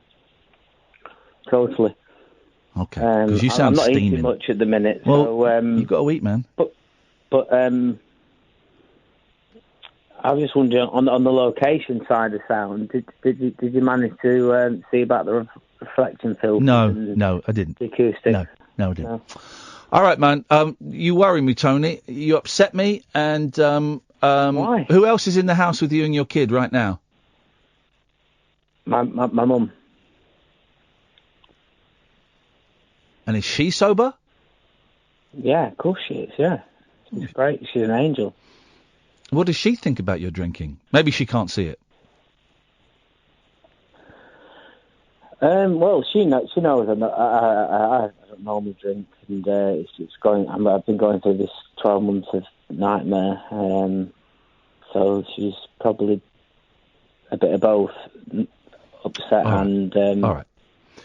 Hang in there, brother. Give us a call any time. Hang in there, man. I'm a bit, but I will be, Ian. I'm disappointed. I thought you wanted me to phone back and talk, and we have talked. We just spent 10 minutes talking, man. Yeah, but you've been. Well, okay, whatever. Go on. I don't think you've been quite fair. You've had a lot longer than a lot of the other callers. I think you've been a bit harsh, if that can be the right word. In what way harsh? I was phoning. Holding up a mirror can be a cruel thing to do, can't it? Inhibitions, is that a word? Sorry? That's one of the things that you talked about, inhibitions, last Friday. Okay. Why have I been harsh? I remember. Well, I just think you're just being quite harsh. Give me an example of me being harsh tonight. Well, just a general tone. It doesn't need to be words. I think you're lying to me about quite a bit of stuff. So yeah, I'm going to be harsh. Yeah. Why? What do you think I'm lying about? I think you've drunk way more than you're telling me. No. Okay, fine. I apologise if I got that wrong. Totally honest, and I'm looking at the anyway. And I've had to be quite firm. I wouldn't say harsh. I'd say firm because you're rambling and you go off on tangents, and I'm just trying to get you back on the track. Okay. Sorry if you feel I've been harsh, Tone. Okay then. Well, after Friday, I thought, you wanted me to phone you back today, so... Yeah, and I did, and you did, and that's cool. And, no, I think what I want to get across before we go is, you've got the wrong end of the stick. I am not a bad guy. I mean... I've never said you're a bad guy, man. I've never said you're a bad guy. I was married for 17 years, and I didn't ususe to drink or anything like that. Tony, you're repeating yourself quite a bit. So I'm going to let you go. Thank you. Okay. Don't call in again tonight. Don't do what you did the other night. Do you remember when you called in 12 times? Mm-hmm. Do you remember that? Of course I do, yeah. Okay. Slurring a little bit there as well.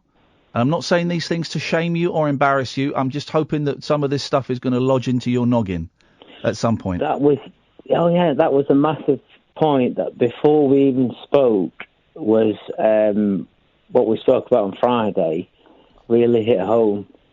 That's what I meant to say before. Good. We spoke tonight. Okay. And I'm moving forward, man. I am not a drinker normally, and sorry? Sounds like you're crawling forward. Yeah, probably. Baby steps, but I'm getting back out of the hole and back onto normality. Well, I wish you the best of luck, brother. You give us a call. I didn't mean any harm to you, Cass, or anyone. No harm is taken. I'm going to let you go, and maybe we'll speak to you later in the week, Tony. Take care, fella. Okay. But you did ask me to phone back today, didn't you? Did I? Yeah. You said let's do an experiment. Yeah. Phone back on Monday and you phoned back, and we spoke. Well, yeah. So out of courtesy, I phoned you back, yeah. Okay, mate. Why don't you go to bed, yeah? Okay, then. All right, buddy. Take care, mate. Speak to you in the week. All the best. Good luck, brother. Thank you very much indeed. That breaks my heart, those calls.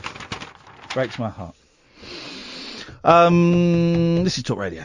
Take a trip into the alternate reality of late night radio. I think I'm in something like The Matrix, and so are you. The Late Night Alternative. Hello. With Iain Lee. Is there anybody out there? On Talk Radio. Hello.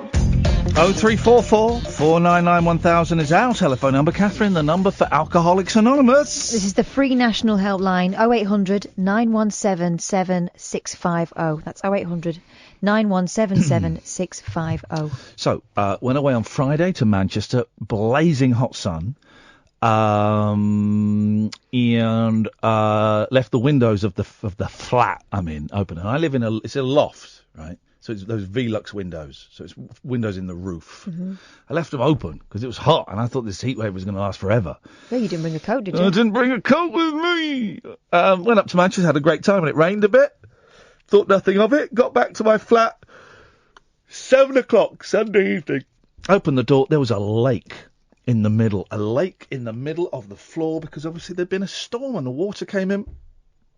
And there was water everywhere, and it was deep. It was deep water. And there's a smell of rotten wood. That's not good. My Paul McCartney book was ruined. That went in the bin. Oh. The walkie-talkies you bought us, the box was ruined, but the walkie-talkies are still good. They're still good because it was in a solid box inside. The PlayStation was wet. It still works, but it was wet. It was a flipping nightmare. Man, I had to use my towel, then I got a mop to mop it up. You said the water was muddy. It was muddy. Well, it's all come off the roof. It's all come off the roof. Outrageous. Dear. Deary me. Good evening, Jerry. Hello. Star of the show on Saturday. Bullied, disabled audience member, bullied, tragic comics live event when everyone is given free food apart from the two blokes in the wheelchairs. Yeah. In your face. That'll teach Well, it wasn't in their faces. That'll teach you to not be able to walk, won't it? Feel my wrath. Wrath. We've had this before. It's wrath. Wrath. I agree. Was it Tim Rath? I voted your side. I think that's wrong. Thank you, Jerry. You're still not getting the McDonald's off me. I didn't get one anyway. I went to boat pizza when I got back. Boat pizza when I got back. Nice pizza when you got back. Who was the other guy that you were with? I didn't say hello to him. He's kicked off. He kicked off on the way back. Why did he kick off? Because he didn't get a burger either? What do you call him? Speaking language therapy, said he didn't have soft food.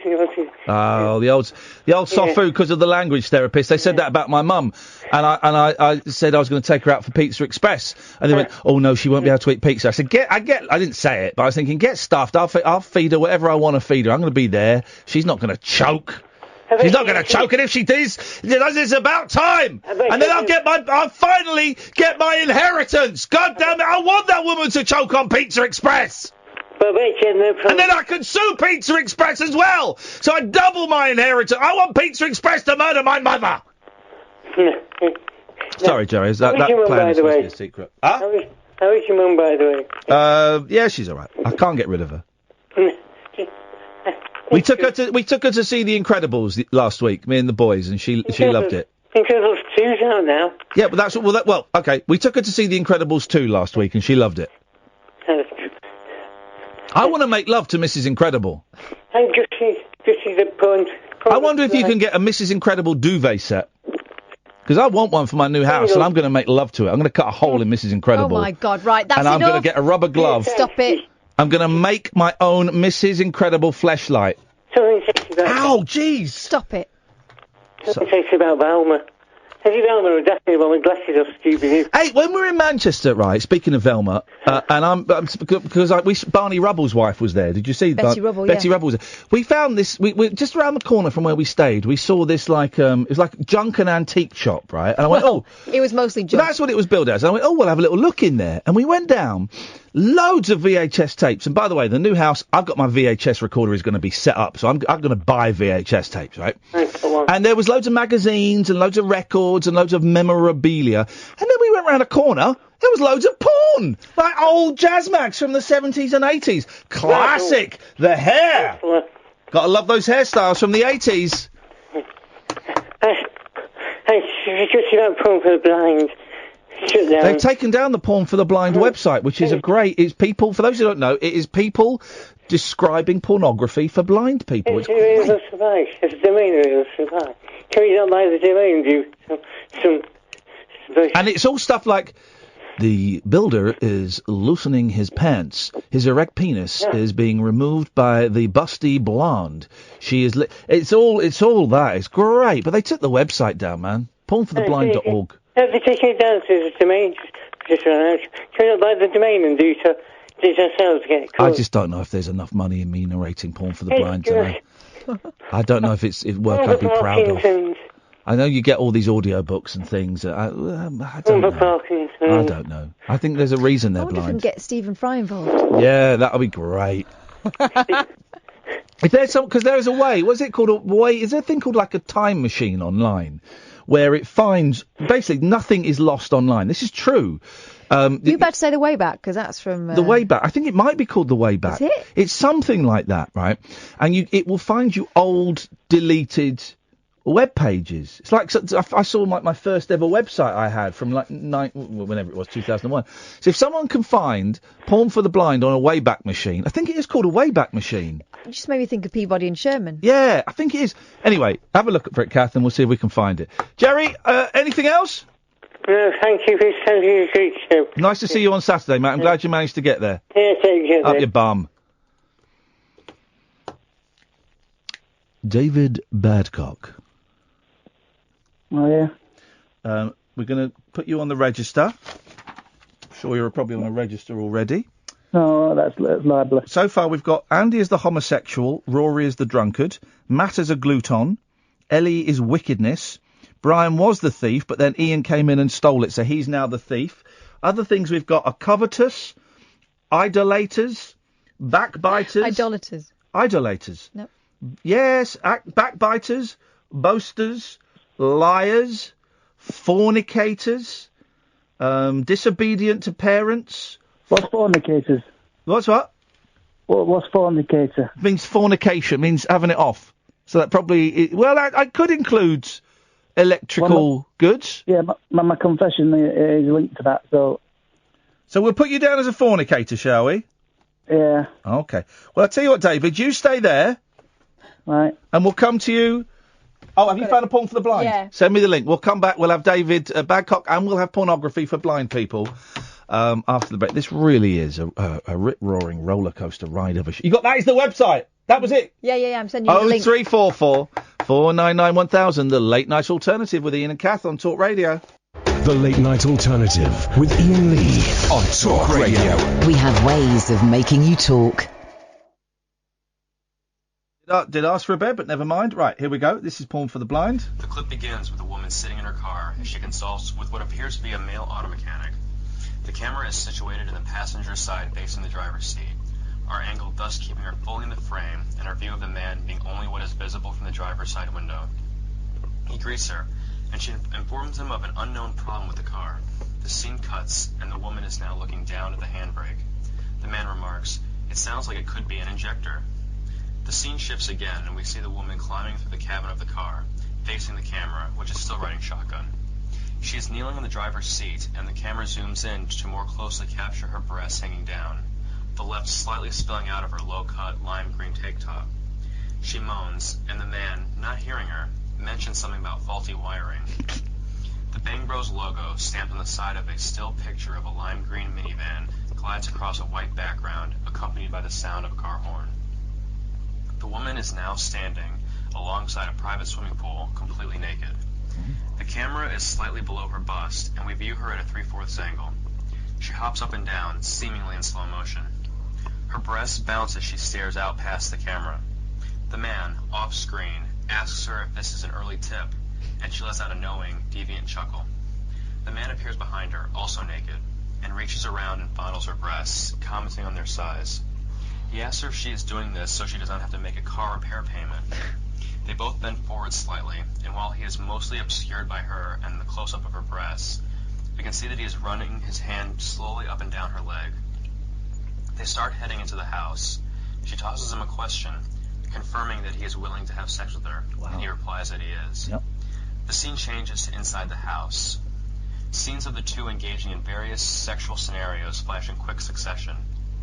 First, we see her kneeling on the green-gray shag carpet, holding onto his thighs, giving him a rapid blowjob. She then kisses the head of his penis as he rubs it along her left breast. He is now standing over her, as she lays on the cushions of a dark green couch, holding up her breasts as he slides his penis between them. She then sits on the floor, her chest pushed out, and her... You kind of get the idea. The way he tells it, though. What's this one? Stinky Trouble. Oh, God, really? Let's. Okay, so this chick, she's in my room, right? I don't believe that one. I think some people started taking advantage of this and being helpful. Yeah. Okay, let's try Big Sausage Pizza.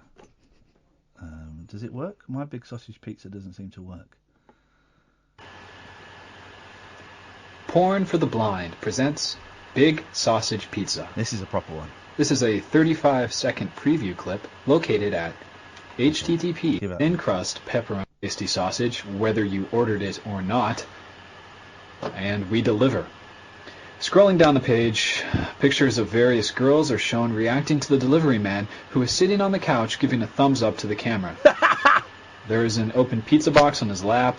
His penis is protruding from a hole in the center of the box. Oh, no. One woman is touching the penis. One is bent over. By the way... He sounds so over it. Doesn't he sound bored by that? One woman is touching the... Listen to that. Protruding from a hole in the center of the box. One woman is touching the penis. One is bent over sucking the penis. One is massaging the penis between her breasts while simultaneously eating a slice of pizza. Multitasking. It's hungry work. It is hungry work playing with a penis in a pizza box.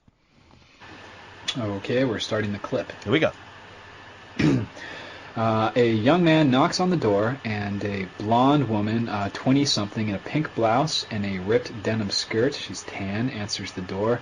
Apparently she doesn't have any money, and so even though she's really appalled by the delivery man's behavior, she has no choice. She begins by performing fellatio, massaging her vagina, giving fellatio to the man while he's wearing the pizza box, having sex from behind, missionary, standing in suspended Congress, spooning from the side. Standing in suspended Congress. I say, my darling, enough of the oral. Would you like to stand in suspended Congress with me? Certainly, my lord. Cowgirl, reverse cowgirl, more reverse cowgirl, and finally the man comes to fruition, but... What, as a human being and realises this is not the way to behave? He's exploiting someone's daughter? The camera blurs out, and the familiar Big Sausage Pizza logo covers the woman's face. It reads, "Join now, members see it all." This has been a Porn for the Blind presentation of Big Sausage Pizza. This was a 35-second preview clip located at Okay, there we go. Great stuff. Well, He's going to burn that. Oh, we got Roger on the line. Hey, Roger! I'm just hoping my eyesight doesn't deteriorate any more than it has done after listening to all that. Good evening, Iain and Catherine. Good evening, Roger. Let's bring David Babcock into the conversation as well. Good evening, David. Evening. David, say hello to Roger. Hi, Roger. Roger, say hello to David. Hello, David. Okay, we're going to play Mallett's word association game. You got to go and hesitate, mustn't say anything. You can't go, or you get, you can't go, you get, okay, are you ready? You got the rules? What? David, we're going to start with you. Pizza. Topping. Hat. Eh? Hat. You can't say that. Topping. Topping. Hat. Yes. You're out. Right. No. So it's 1-0 to Roger. Right. Let's. No. Yes. Right. Okay. The second one is spanner. Roger. David Babcock. Roger. Dodger. Jammy. Biscuit. Duncan. Too slow. It's 1-1. This is very, very tense. Okay. It's your turn, David, and your word is breast. Nipple. Udder. Cow. Beef. Steady. Birth. What? Birth. You can't just say the same word in a different language. Yeah, okay, that point goes to Roger. Catherine, would you like to throw a word into the mix? This one's for Roger to start. Jelly. Baby. Child. A babysitter. Money. Too slow. You're getting a bit right. It's 2-2. This is the decider. David, it's your turn to go. Catherine, throw a word into the mix, please. Smelly. Smelly. Bums. Fingers. What? Hang on a minute. Right. First of all, David, you don't get to do the noises. I do. Roger, where did fingers come from? I thought you said thumbs. He said bums. Bums? Oh. Unbelievably, David Babcock won that. Outrageous. Right, yeah. David, that means you get to go first. Go on. Feel free to chip in any time you want, Roger. Go on, David. Well, it's a bit, right. It's a bit, It's your confession. You're going to do a confession. Well, I didn't expect that someone would be on the line with me. Oh, don't be shy, David. I've seen your periscopes. You've got nothing to worry about. Oh, by the way, well done to everybody making jokes, Sally, about it being deep pan pizza. Well done. Of course. Well done. Deep pan pizza. Well done. Right, get to the confession, please, David. Shall I get some confessional music up? Yeah. Embarrassing. Okay, no, don't be too embarrassed. Here we go. Let's try. That's an advert. We've got to wait. Let's skip in 3, 2, 1. You start. Away you go. Right, can Roger stop breathing, please? It's put me off. Can you stop breathing, please, Roger? We have actually had a few complaints about your breathing, Roger. So just put your hand over either your mouth or the mouthpiece, whichever you're more comfortable with. Okay. Right, David, away you go. Right, as most people will probably have figured out, and I will receive stick for this, but I'm fed up of living a lie. For the past few months, I have been in love with my hoover, Jacqueline. It first started on that fateful night when I got my dingle stuck in its nozzle. Yes, it was an accident, but sometimes love comes out of the best and worst kind of accidents there are. When I deposited my white wee-wee into her spout, I knew that it was something special and it wasn't something that I should pass over. Yes, the conversation may not be great at times. Usually I will ask her certain questions like, are you having a nice night? And she will reply, but love is love. I don't care what people say about me being in love with a hoover. Quite frankly, I'm happy. The end. Dirty git. That was quite romantic. Well, we need to put... Oh, we got Babcock as a fornicator. Yeah, it works. Machine fornicator. Thank you, David. Shut up. You can stay there. People like you disgust me. You can stay there and listen to Roger's story now, and you can chip in. Go on, Roger. Yeah, my nonsense. Right. I had my encounter with a bit of booty, a bit of tail. Hang on. Who's buzzing? Who's vibrating? Not me. It's Jacqueline. Right. Okay. Behave, David. Behave. Yes, Roger. Go on, please. Thank you. So I had my own... Shut up, David! He's talking! Sorry, Roger. I was quiet for you, David. So I was sat in the office, minding my own business, doing my own work. Yes. Tapping away on the computer, listening to scanning Paul things. for the Blinds, on the Wayback Machine. Oh no, I don't want to get kicked out. And then my willy fell into a Hoover's nozzle. Right, please, we finish your bit, David. Right. Anyway, I thought it was a Henry David, but never mind. A Henry David? A Henry Hoover. Oh, David. Vax. But I'm sat there doing my work, and I feel a thing brushing against my legs. Hoover. No, weren't a Hoover. It was better than a Hoover, David. Because I pushed my chair back, completely startled, not having a clue what on earth was going on. The cat pops out from under my desk. Oh! Can we keep it, Mummy? Oh, and I wanted to. Yeah. I've got to tweet ready because she's absolutely adorable. Apparently, she's been coming into the warehouse for a couple of weeks, but I'm only in there Mondays, so it was the first time I'd met her. Are you keeping her? I want to. We're checking to see whether she's chipped. Okay, good idea. Sensible, wise. Yeah. She's definitely still a kitten. I just sent you guys the link to the tweet. Well, if she's probably a stray. Yeah. Oh, look at her, dude. She's absolutely. Look at her. Why have you sent us a picture of her licking her arse? You sent two pictures, and one of them she's got her tongue up her bum. It ties in with Roger because he can get his doodah in his mouth. This is what this is all about. You just want flexible friends to join in your freak show. But yeah, she's definitely used to being around people because she's just so friendly. She just wanders in when she feels like it. Oh man, my cat around. after 2 years, my 19-year-old cat after 2 years of me not living under the same roof, she's going to come and live with me on Wednesday. I get my cat back, man. I get Velvet back for her however long she's got, and it won't be that long. However long she's got, she's going to be spending it with me in a nice house. Oh, that's going to be great. I lost my cat about 17 years ago. Yeah, they're never replaced her. They're the best, man. They are the best. Well, she has made me cat broody because again, she sits in the work kitchen in front of the fridge meowing, so she knows what a fridge is. Yeah. Oh, what? So she's definitely someone's cat. Maybe she thinks. Sorry, David, what? I've not got a cat. I can't join in with a stick. Have you ever had a cat? I'm allergic. Have you ever seen a cat? Yes. Okay. Okay. Do you want to tell us about that? Well, I've seen quite a few.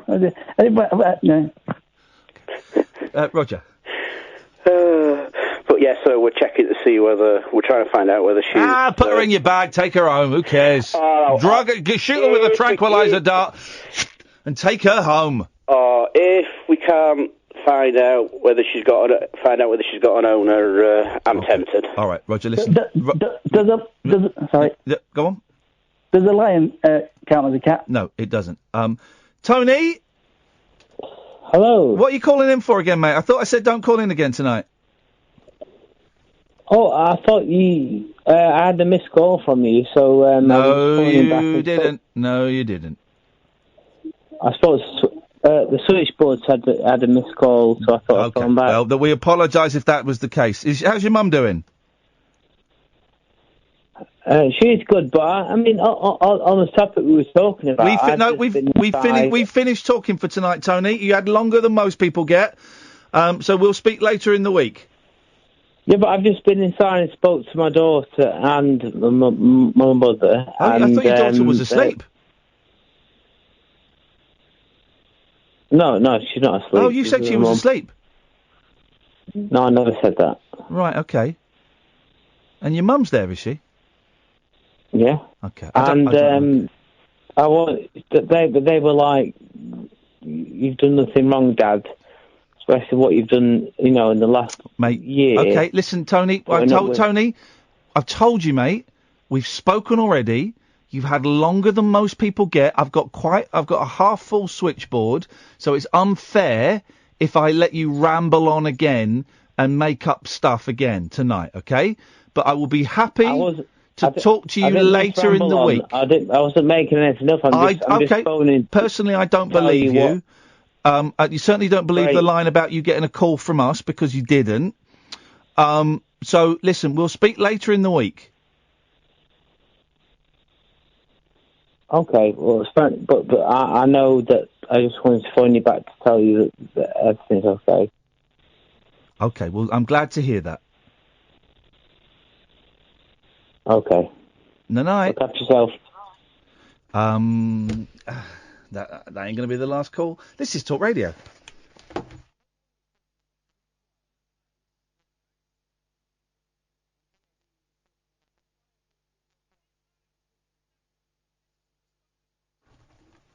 Okay. Well, let's go to Mags. Thank you, Mags. Hi. Hi, Mags. Hi, how are you? I'm good. Hey, it's Mags. This is who we spoke. We spoke to you on the Instagram. Yes. It's Mags. Mags Doodle. That's me. How you doing, Mags? I'm fine. You know what? I've never wanted to ring up because I'm really scared of ringing your show. But then I spoke to you on video, and it gave me a whole new lease of confidence. I'm a nice guy, and Catherine's all right. Oh, I know, you're a cool dude. I've met you, remember? We've met you. Yes, of course. And I am a cool dude. Catherine, listen to this young lady. She's called me a cool dude. Okay? Well, you've called yourself a cool dude quite a lot. She called me a cool dude. Okay. Totally apropos of nothing. You're both cool dudes. It's real. Now she's completely watered down that remark by saying we're both cool dudes. Obviously you're cooler.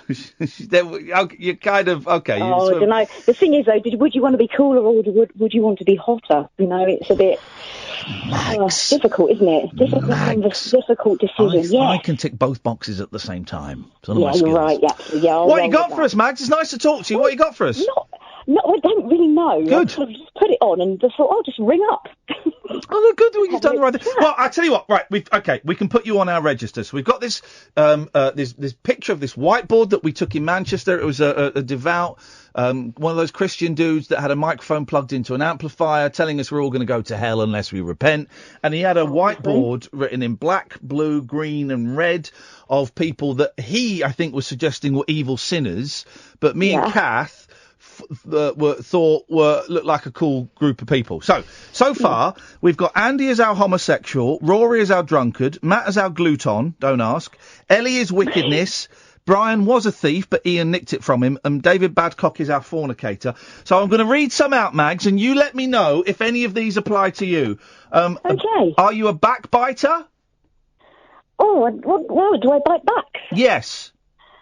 It's been known on occasion. Oh, right. There we go. Straight in there. So we got we got Mags, backbiter. I think that's a great one, the backbiter. Well, that's not bad, is it? You can sneak up on people unannounced and just go, har. Oh, well, she does deserve to go to hell for doing that, because if anyone sneaks up and bites my back unannounced, they're going to get a karate chop to the windpipe. And that's just the train. I can't stop that happening. That's the training. No, I'm totally with you. I don't like it when people approach me from behind, actually. So, yeah, no. Steady on now. When we were in Manchester, we were walking down the street, and it was lovely, because loads of people came up to say hello, because they recognised me from the junk and all that stuff. But me and Kath are walking down the street on the Sundays. We're going back to the car, and suddenly this guy, just out of nowhere, just appeared between us from behind, didn't he? And all he wanted was a selfie. But you thought it was a copper, and I thought it was a robber. And so we both panicked. I'm like, what? And it was just a really sweet guy that wanted a selfie, but he'd chosen the weird route of sneaking up behind us. And whispered in our ears. You just called him a robber. That's really cute. He was. I thought he was a robber. But he did. He whispered to us, "Can I get a selfie, please?" But he was nice. You must have been to Manchester, Mags. I have been to Manchester, and I'm going to Manchester again in a few weeks on a training course for work. Will you get to go and see anything? Yeah, probably, because it's only like 9 till 4 or something lame like that. Go to Annie's. Manking around. Go to Annie's. Annie's. It's owned by Jenny McAlpine, who plays Fizz in Coronation Street, right? Yes. And it's like stepping back in time to the 1950s. I'm not saying it just because she's a mate. If it was Pony, I wouldn't mention it on the air at all. Oh, cool! I'll take my 50s swing dress then. Oh, do it, man! It's like going back to in time, and the food is great, and it's we went on the Saturday for lunch, and then on the Sunday we were going out for like a late breakfast brunch, and we didn't know, we were just wandering, and Kath went, it looks like we're heading back to Annie's. And I said, I think we are. We went and had breakfast there the next day. It was so good. Oh, that's nice though, isn't it? So what do you know about York then? Because tomorrow I'm going to York. Right, York. Oh no, I'm thinking of Peterborough. Wasn't York Vikings? Yeah, the shambles. Yeah. What's that? I don't really know. I don't mean about old the history. street there. I mean, what is there? Where can I go in York? I think, okay, well, here's something. There's the railway museum. The museum? Museum. Am I right? I think it's York. Has York got this restaurant called McDonald's? Oh, is it McDonald's with an A or McDonald's with just a Mc? Oh, I never know. I think I always spell it wrong. Whichever one. I always do it with an A, so that's wrong, I think. Yeah, I just use the burger emoji, to be honest. Hey, by the way, we had the 80... normally I get like a Big Mac or a quarter pounder. I had the 89p burger, and it was delicious. How was it? Oh, did you ever have that Grand Mac thing? No. Which should have just been called a Big Mac, not a Grand Mac. Yeah, a very Big Mac. A big Mac. Yeah, huge Mac.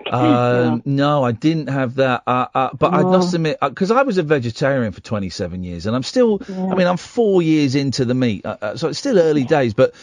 McDonald's drive-through for me. Hey, when we were in Manchester, the Chippy drive-through, the chip shop drive-throughs in Oldham, so we weren't that far from it.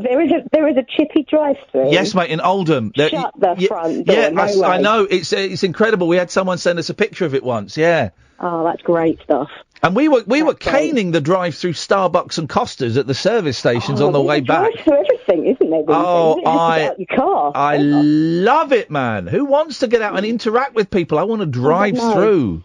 Oh, no, absolutely. I don't even want to... When I have my break at work, my hour break, I just go into my car, make myself a little den with blankets and go to sleep. Because I don't like speaking to people. See, I don't mind. I like a good sleep in the car. I put the seat back. Yeah, I do. And I twist at a weird angle, and I sit in the driver's seat, and my right leg goes in the passenger seat, and I get my hand up. You're long, aren't you? Yeah, I'm long. I'm imagining you're short. I'm not long. Yeah. Yeah, I'm 5'4". I've got a Fiat 500, so I just curl up on the back seat. Well, you could fit in the footwell. I thought, yeah, all right, okay. But I've only slept in the car once here because it's a very small car park and people come and go, and I'm just worried that someone's going to take a picture of me. Take blankets. You know those things that you put down to get the sun out your eyes when you're driving? Yeah. I don't know what they're called. The flappy things. Yeah, the sun visors. Sun visors, that's the one. Yeah. So take a blanket and just use the sun visors to keep the blanket up, and then drape the blankets around the headrest. Another blanket, and then you're in a little den. Well, there you go. Mags, listen, thank you for your car sleeping tips. You are now our official show backbiter. Backbiter, yeah. And it's nice to talk to you, and we'll speak again. Yes, we shall. Cheers, my dears. Ta-ta, bye-bye. Bye-bye. Bye-bye. She's nice. What's the matter? Tony, dude, this is... Listen, what do you want?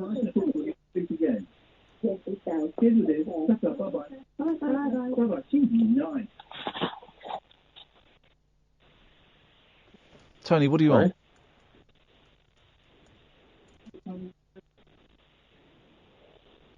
Tony? Yes, sorry, yes. What do you want? I was just phoning back. I thought you were a bit unfair on me. Tony, mate, listen, Tony, you're starting to piss me off now, right? You've had more time on this show than most people get, right? And you phone up and you repeat yourself and you ramble because you're drunk, man. You're drunk, right? This is the third time you've come on air. I've told you both times we just spoke not to call again. I will speak to you later in the week. What is your problem? And I mean that seriously. Tell me now or forever hold your peace. What actually is your problem? In one word. In one word. Would be loneliness. Right, okay. Your daughter isn't there, is she? No. And your mum isn't there, is she? No. Mate, come on, man. Listen, this is one place, right, where you can be. I had a 17-year life of 3 Tony, children. Tony, I'm gonna be firm with you now because you're repeating yourself and you're rambling. This show is one place. No one knows who you are, right? No one has a clue when you phone in who you are, okay? And we've got a small audience, so the chances of someone recognising your voice are very, very slim. This is one place where you can phone up and you can be completely honest. I cannot I cannot help you, and I do not want to help you if you're going to waste my time by lying to me, right? I knew your daughter wasn't. I've never lied to you. You did, mate. You said your daughter and your mum were there. Okay, yeah. You also lied about how much you drank tonight.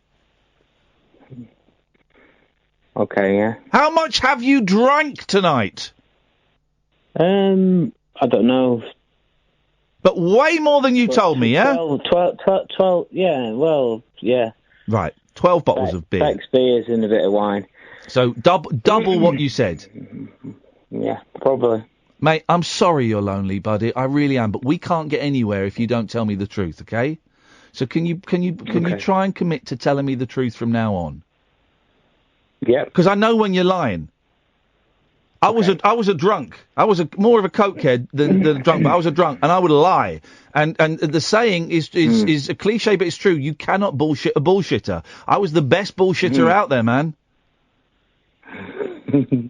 I can see that now. Yeah. Yes. Now, Tony, listen. I'm not angry with you. I really feel for you, brother. But I've got a load of people that have been waiting a long time to come on. Okay, so I am going to let you go now, and I'm so proud of you. I'm so proud of you for finally telling me the truth, man. That's a big step. Thank you. It's a big, big step, and I don't mean this to be patronising. I am proud of you for telling me that. No, I don't. Thank you. I don't find it patronising. I think you're sincere. Good. All right. Listen. What I would suggest you to do, you go and drink some water and go to bed. If I see your name flashing up on the switchboard again tonight, which I suspect I will not. No one's going to answer the phone. Okay, so you'll be ringing and no one's going to answer. I will speak to you later in the week. Okay, well, I would appreciate that. Yeah, go very much. Go to bed, buddy. Go to bed. Okay. All right. You're precious. Thanks for understanding, you are and precious. I really appreciate the phone calls. You are precious, priceless, and valuable. Thank you. Take care. Take care, you too as well. Paul. Here we go. We got somewhere. We got somewhere. Yeah, I think we got so. some honesty. We both knew he was lying. Poor bloke. And it breaks. You know why it breaks my heart? Because I was him. I was him 14 years ago. I was him a few months ago, man.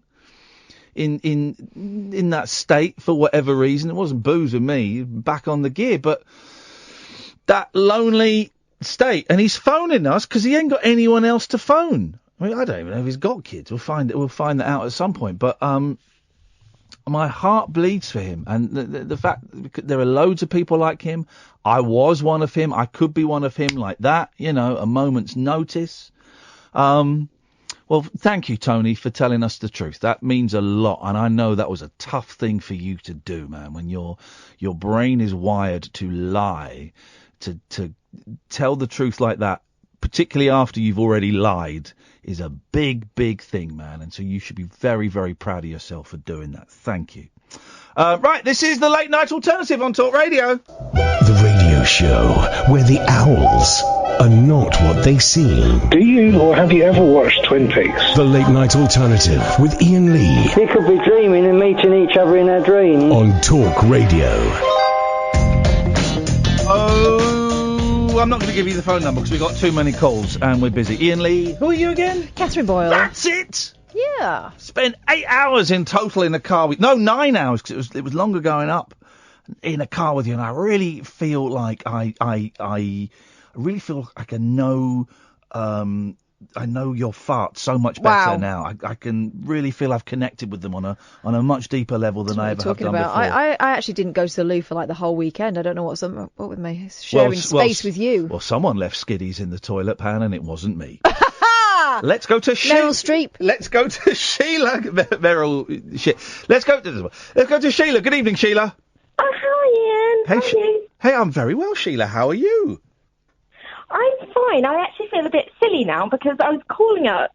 I normally phone up to sort of praise you and Kath, but I was actually phoning up to criticise defend... us. No, defend... I don't know his name. I think it was Tony. Oh, yeah. Because I think you were a little bit harsh with it. Tell me which bit was harsh. The thing is, since I phoned in, he's called in again, and now I'm reconsidering what I was going to say. That's fine, but go on. Which bit do you think was harsh? Okay, I've never heard him before. Yeah. But I just felt sorry for him. I thought, so do I. I can understand it. I thought, it's a Monday night, he's had quite a bit to drink. Yeah. Or possibly hasn't, but there must be a reason that he's had a drink on a Monday. Yeah. Which is often something you say to me, so I can probably relate to that. I don't know. I just thought that I know that you have experience and issues with addiction, and he seemed like to reach out. What I liked is that he said to you asked him to call back. Yeah. And he did call back. And you do say that at the end of a lot of calls, you say, keep in touch. And No. We had a specific thing on Friday where I suspected that he wouldn't remember the conversation we'd had. So I said, call back on Monday and tell me what we talked about. Okay, fair enough. This is where I've missed out then, because I didn't hear that. But to me, it just sounded like, oh gosh. I get that. And I knew that was kind of the risk I was taking, that people that had missed the previous encounters. He phoned us 12 times one night. That people that had missed the previous encounters would perhaps consider my tone to be harsh. But the sympathetic wishy-washy thing wasn't working. I knew he was lying to us. And sometimes you kind of got to shock it out of them. Hey, listen, what do I know? I'm not a psychologist. I'm not a therapist. I'm not a counsellor. I'm just a bloke who's kind of lived a bit and has done, has struggled to put things down. And I just knew he was lying to us. I knew it. And you were right. And that's the thing, because I thought I must phone him, because I think he might have changed the way that man thinks. He thought, I'm going to phone back. And what it was is he said he'd not had a drink since Friday, and he went, well, it's only Monday. And I thought, well, that's a start. And so it's not much of... Sheila, come on, it's not much. First of all, I didn't believe that. And secondly, that's not much of a start. No, it's not. And we're not going to answer it. He's calling in again. Sheila, he's calling. He's calling. I know, now I feel silly. Don't feel silly. Don't feel silly. I've heard a couple of calls since. I forbid you to feel silly. I forbid you. But he's calling in again now. I can see it. I'm not going to take the call. Oh dear. Exactly. Okay. He is. Listen. He's a lonely drunk, and that breaks my heart. But sometimes you kind of got to shock a little. You got to shout at them a little bit. There's a thing with addiction called enabling, and it can be, people keep coming and saying, can I have 50 quid? Can I borrow 50 quid? And you keep giving them the 50 quid, even though you know they're going to spend it on booze or drugs, and I need it for my rent, but and you keep, that's called enabling. Or even going around and bringing them food, or even just listening to their lies and accepting their lies. That's enabling. And I can't be an enabler to someone like that, because I might be I know. Do you know what? I know a lot about what you're saying, because I've got... I won't say what my personal experience is, but I've got people that are enablers. Yeah.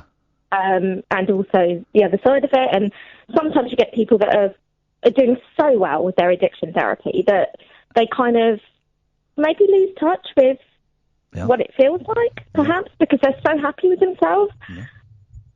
And they just distance themselves, so they can't be around that, and they can't hear it, because which is fair enough, because it is to do with them, and it might not help their recovery or their path on the right path. I know I'm not making a lot of sense, but I have got some experience from some friends that are also involved in this. Yeah. So I suppose when I heard it with not knowing the context of this person, this caller, it sounded harsh. But now that I've heard him call back, and you're right. It was well, I don't know if I am right, and it was harsh. I'll agree with you. It was harsh, but I think it was justified. Others might disagree. I don't know. I'm but I know that my intention is true, and that it's not to bully him. It's to try and as I said to him, I'm holding up a mirror to him. And also, if I hadn't been quite so firm, he'd have repeated the same story he's told us a dozen times. He was going off on tangents that were irrelevant. And I wanted him to stay on the path that we were following in our conversation. But I appreciate that you've called up, Sheila, because you care, and that shows that you're a good person. I did care. I felt bad for him, but then when he called back, and you were absolutely right, there was no child, there was no mother, and he'd had a little bit more to drink than he said. Yeah. Then yes, you were correct. But you're a good person. I'm on the phone now, so I'll just talk to Ian anyway. You're a good person, Sheila. Only one other thing I wanted to ask, because I'd love to see one of your live shows, but you're not doing any in London. No. And you said that you love the fact that when you're out of London, people are very welcoming to you. Yes. I think give people a chance in London. I think we will welcome you. We've done loads of shows. We've done about, I don't know, a dozen shows in London. I know, but not this time. Not this tour. Yeah, we have. Yeah, we have loads of times. Have you? Yes, we give people in London a chance. I'm not saying we don't enjoy performing in London. Of course we do, but we do loads of shows in London. Oh, I didn't know that. Every time I look, it's like Bath and Brighton. Oh, it is now. But we did a show in London. We've done two April this the year. 1st. Not this year. Yeah. We've done two this year. It was April the 1st. People complaining it was Easter Sunday. Yeah. Okay, I feel terrible now. Yeah, you should feel terrible about that, Sheila. That is bad fanship. Come along and show you like a welcome, a London welcome. But this is the thing I was going to ask. I don't want a McDonald's, please. Oh, you won't be getting one. Can I put in a request? No, you can't. This is the London thing we're talking about. Exactly. This is the London vibe. We're not grateful, are we? No, you're not. Nice to talk to you, Sheila. Bye-bye. Bye. Can I put in an order for some free food that was a spontaneous gag that cost me 40 quid that ate into my £120 profit I made, so taking it down to 80 quid? No! You can't! That's London for you. This is Talk Radio. Kick off your slippers. Don't go to bed. The party is just starting. You can sleep when you're dead. The Late Night Alternative with Iain Lee on Talk Radio. Tony's calling in, and we'll let him call in. We won't answer it tonight. I think that wouldn't be helpful to him. We've got loads of calls. Paul Ross is on at 1. Is it Paul tonight? Yes, should be. Paul Ross is on at 1 o'clock. We'll get him in a bit. He can tell us what's happening on. Let's go to Richard. Good evening, Richard. Hello, Richard. Can't hear you, mate. Let's go to Sean. Hello, Sean. Hello, Ian. Hello, Kath. You okay? Good, thank you, Sean. What you got for us? Yeah, first of all, thanks for the show in Manchester on Saturday. It's really, really good, and thanks for taking the time out to meet me and my mate afterwards. Oh, nice one, man. Thank you so much. Thank you for coming. Everyone was lovely, weren't they? Everyone was like... I forgot to say that I forgot it was a vegan restaurant, and I ordered 40 McDonald's to be delivered to a vegan restaurant. Fortunately, they have a sense of humour. Yeah, they do. And the owner asked for one. Could have got very, very tense. Very tense. Oh, I'm glad you enjoyed it, Sean. We had a lot of fun doing it. It was one of our favourite shows, I think. It's such a nice venue, so thank you, man. No worries. Couple of things. I'll be really quick, so I know you've got people waiting. So this morning, I was on a really early shift for work. It was about 4 o'clock in the morning. So obviously, the first thing I do is, call on Talk Radio. And Penny Smith was on. She was interviewing, Paul Young from the 80s. Oh, yeah, good from the 80s. Yeah. And they were just talking about he was promoting something. And then something happened. They told a story about him. You might know this already, but I was flabbergasted. Well, listen, I know the story you're going to tell, and I saw the clip they posted on Facebook, and I thought it was so good that they addressed it. But go on, you tell the story.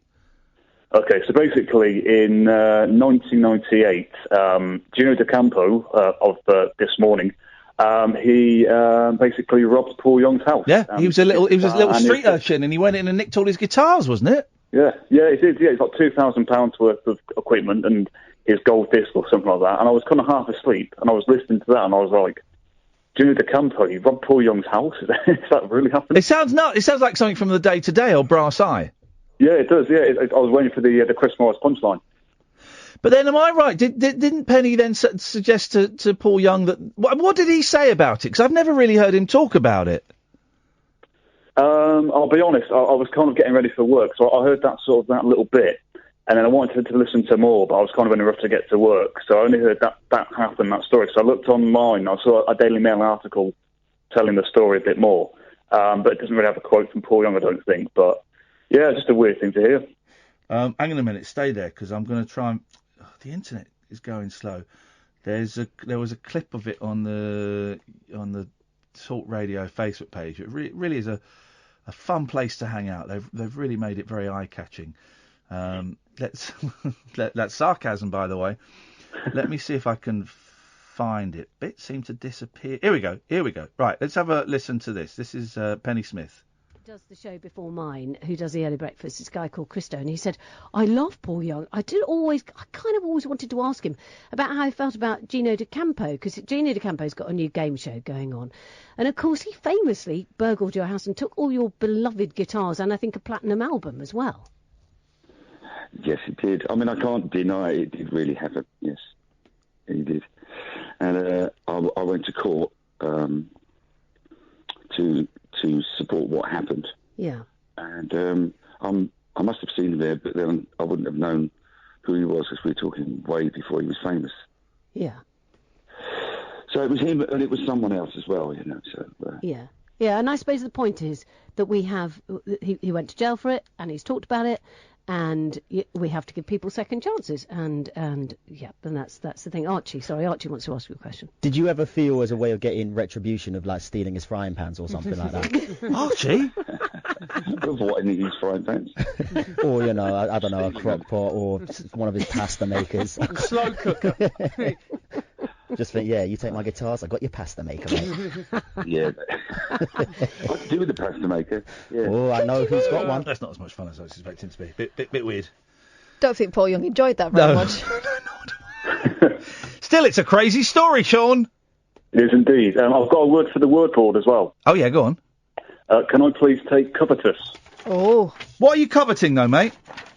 Well, I'm going to take you back to 1995. Yeah. I was 6 years old. I was in year 2, so I was like 6 or 7. And basically, Teenage Mutant Ninja Turtles was pretty big at the time. Yes, mate. And somebody in my class, she had one of the action figures. I don't know if you remember them, but if you turn them on their side, they flip over, like a backflip. Don't remember that. That sounds awesome. I'm coveting them now. And I really wanted to just have a little play with it, and she wouldn't give it me, this person. Yeah. So when break time happened, everyone goes outside, but I decided to go back in the classroom, and I knew she hid it in her tray. Oh, man. So I went into her tray and took it, and I can't believe I did this. This is such a thing that I don't really do, but I took it home with me. Wow. And then 2 days later, I had to give it back, because my mum found out. Is that coveting? That's not coveting, that's stealing. Yeah, coveting would just Well, be this is the thing, because- wanting it. Well, I've got the definition here. It says having or showing a great desire to possess something belonging to someone else. So I'm going on like the desire. But you like, took it to the persistence. next... Hang on a minute, I'm seeing there's something that fits you better. Deceit... Violent? No, it wasn't violent. Was there any bloodshed? No. Okay. Proud, hater of God. All right, we'll put you on cover to Sean. I think that's the closest we've got. Nice one. Cheers, mate. Cheers, my dears. Ta-ta. Bye-bye. Let's go to Bill. Good evening, Bill. Hello, mate. How are we? I'm very well, Bill. How are you? I'm doing good, my son. Nice one. What you got for us, Billington? Well, first of all, I just noticed about that previous caller. It was very much a running theme about thievery. Yeah. He started off with the Gino stuff, and then he admitted he's a turtle stealer. You reckon he was softening us up? He was softening us up with Gino, wasn't he? Before he slipped us the turtle. Oh, Jesus! Easy. Easy, Tiger. Calm down, lady. Oh, my God. But, yeah, I reckon he's probably on his way to do a violent burglary right now. You should put him down as violent. This like his little warm-up. He's phoning up. It's almost like he's confessing to his crime before he goes and does it. Well, you could be in court in a few months. Yeah, well, he could be, and I hope they throw the book at him. He'll probably nick that as well. Of course he will. You ever nicked anything, Bill? When I was homeless for a little bit, but that was food. Hang on a minute. I've been speaking to you for, 12, 13 years, and now you drop in that you were homeless for a little bit? No, it's only 5, 6 weeks. It weren't nothing major. Well, what were you do? I hate that phrase. I'm not even going to say it. Were you sleeping on people's sofas, or were you out on the streets, or what? Mixture of both. Man alive! What was the first night you slept outside? What you must have felt awful. Yeah, it weren't good, but I don't know. It was sort of 10 years ago now. It was only temporarily. I love you, man. You're my sister's favourite caller, and you're Scott Balcony's favourite caller, and I love you, brother. Oh, thank you. You too, and Kath. Thanks. But still, you've confessed to a crime, even though it was stealing food as a homeless. We have to report you to the authorities, Bill. I'm sorry, them's the rules. Well, you ain't reported me for all the cannabis use. Oh, no, you're going to do that now as well. Double bubble, I'm Might afraid. as well. We thought we'd hang on and make one phone call. Yeah, exactly. We saved it all up. I'm leaving the country. We might get a Community Action Trust reward. Yeah, and maybe Pride of Britain. This is great. Well, what about the other guy? You're going to report him? What other guy, mate? The one who's going to go and burgle some old woman. Don't know what you're talking about. You seem to be talking about burgling old women quite a lot as well. We better report you for that. Oh, dear. Oh, Bill. Oh, yeah, and I stole a cat. Oh, Bill. Well, no, it chose me. That's what I called him for originally. It was 7 years ago, and he's still living there. Well, that's as someone who owns a cat and knows that cats are little tarts and they will go wherever there is food, that's low, Bill. No, we tried for like a week. We wouldn't let him in. Well, we thought it was a girl for 18 months, and then we took it to the vet. But yeah, it just moved in. It was reincarnation because my dog died, I think about 3 weeks before. Well, how old was the cat? We reckon it was 2 at the time. Right, so hang on. The dog died 3 weeks before a 2-year-old cat turned up, and you think that was the reincarnation of your dog? Yeah. Thanks very much for calling, Bill. I mean, unbelievable. These people. I was about to say exactly the same thing. These people. The stories they tell themselves make it right. Pablo. Hey there, how do? Good. What you got? Possibly one for the old board. Yeah, go on. Innocent bloodshed. Innocent bloodshed, go on.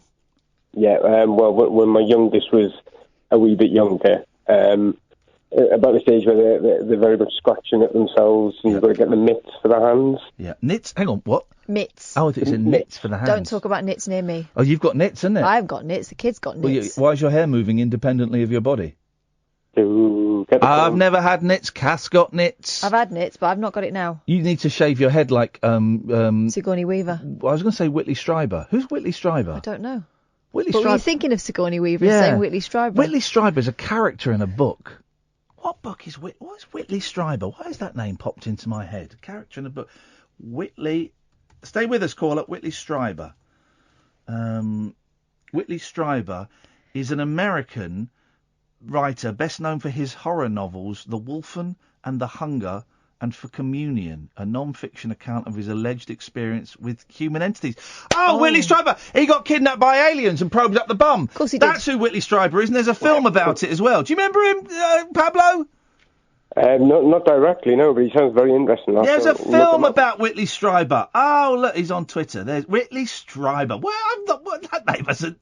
I haven't thought about that for years. Gosh, well done, Whitley. Right up the Striber. Anyway, Pablo, come on, boy, because we got Paul Ross coming in soon, and he don't waste no time. He comes in, he sits down, he starts talking, and we can't control the man. The man is a broadcasting machine. Once he gets his ass in this studio, there ain't nobody going to stop him talking. That man opens his mouth. He comes in, he opens his mouth, he starts talking, and we ain't got no control over the mofo. So if he wants to talk, then there's absolutely nothing we can do. He's coming in now. Pablo, I'm afraid you just took too long, Pablo. We haven't got time for you. There we go. Sorry about that.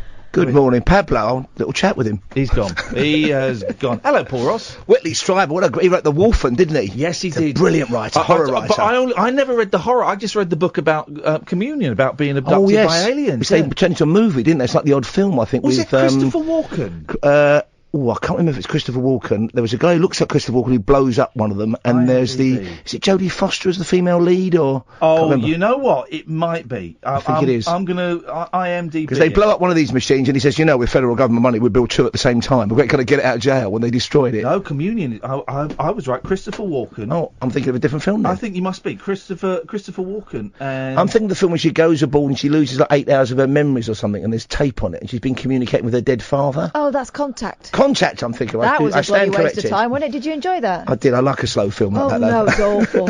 All that time, it was a bloody dad at the end. Spoiler alert, mate! And also, language. Oh, mate, since we've been to Manchester and she's been with her own people... I was zipping up her boots, going back to her roots. Hey? I've had my factory settings How much reset. stodge did you two eat in Annie's bar or Annie's? Oh, we ate well, man. I had shepherd's pie. Was it shepherd's pie? Cottage pie. Cottage pie. It's good food. But as soon as we got within like a 75-mile radius of Manchester, I go to foot of houses and side pots. It was outrageous. I'm as naughty as half-starved ferret. Yeah, outrageous. Did she go up a ginnel? Yes, I've been up many a ginnel in my time. Paul Ross, your casual racism is not welcome here, sir. What have you got for us tonight? I've got a brilliant story from Pittsburgh. Yeah. You remember the old advert for vodka? I used to be a librarian until I discovered a certain vodka. I don't remember that one. No. They had loads of them. Anyway, this chap was a librarian for 20 years. Yeah. He worked at the Carnegie Library, where I've actually done some research years ago. Pittsburgh, remarkable place. Yeah. Rare volumes all over the world. He was Mr. Boring, turned up, work a day, pens in the top pocket. Over the course of 20 years, he stole $6 million worth of rare books. Yes. With his partner in crime. Yes. We've got a top crime journalist from Pittsburgh to talk us through the entire story. Is he still alive? He's still, and apparently they may not jail him because they got all the books back. They weren't even they weren't living large on master charge. They weren't spending the money. They just wanted the kind of thrill of it. Apparently, they may not even do jail time. They may get suspended sentences. That's going to make a great movie, isn't it? And he actually looks like, without being librarianist, he looks like Philip Larkin's ugly younger cousin. Beautiful. He looks like a proper librarian. Oh, what time's that on? We're doing it live. I can't remember. After 2:30. All right, but we can dig it out and email it to you or something. I'll be awake at that. All that, and we go into. I've got some great stuff on the show tonight, including a special forces bloke who's got a show on this Thursday night, 9 o'clock, Channel 4. Have you seen Narcos on Netflix? I'm aware of it. Yeah. Okay, it's pretty. Well, he's done the real Narcos. Only he makes Ross Kemp look like Ross Kemp. Yeah. He's been out there in Mexico, down to Colombia, so he's on the show as well. Former Special Forces. I can't talk about it, Paul. One of those. Beautiful. Excellent stuff. Paul Ross is on between 1 and 5. Then it's James Max, isn't it, at 5 o'clock? It is the early breakfast show. There you go, you see. Beautiful. And then Julia Heartless Bruiser. I've no idea what you're talking about. Thank you very much. 4 o'clock spike. Thank you very much, Paul. Thank you. Karen's gone. Look, everyone's gone. Thank you very much, Catherine. Always a pleasure to have you by my side. You silly Kath. Keep an eye on you. We will be back tonight at 10 o'clock. Don't forget you can go and download the podcast if you go to iTunes or Acast and type in Late Night Alternative, Iain Lee, Catherine Ball, something like that. That'll pop up. The rabbit hole will pop up and you can go and enjoy it or hate it or, what. I don't really care. I'm just filling until the time is up. So we'll end it now. Thank you.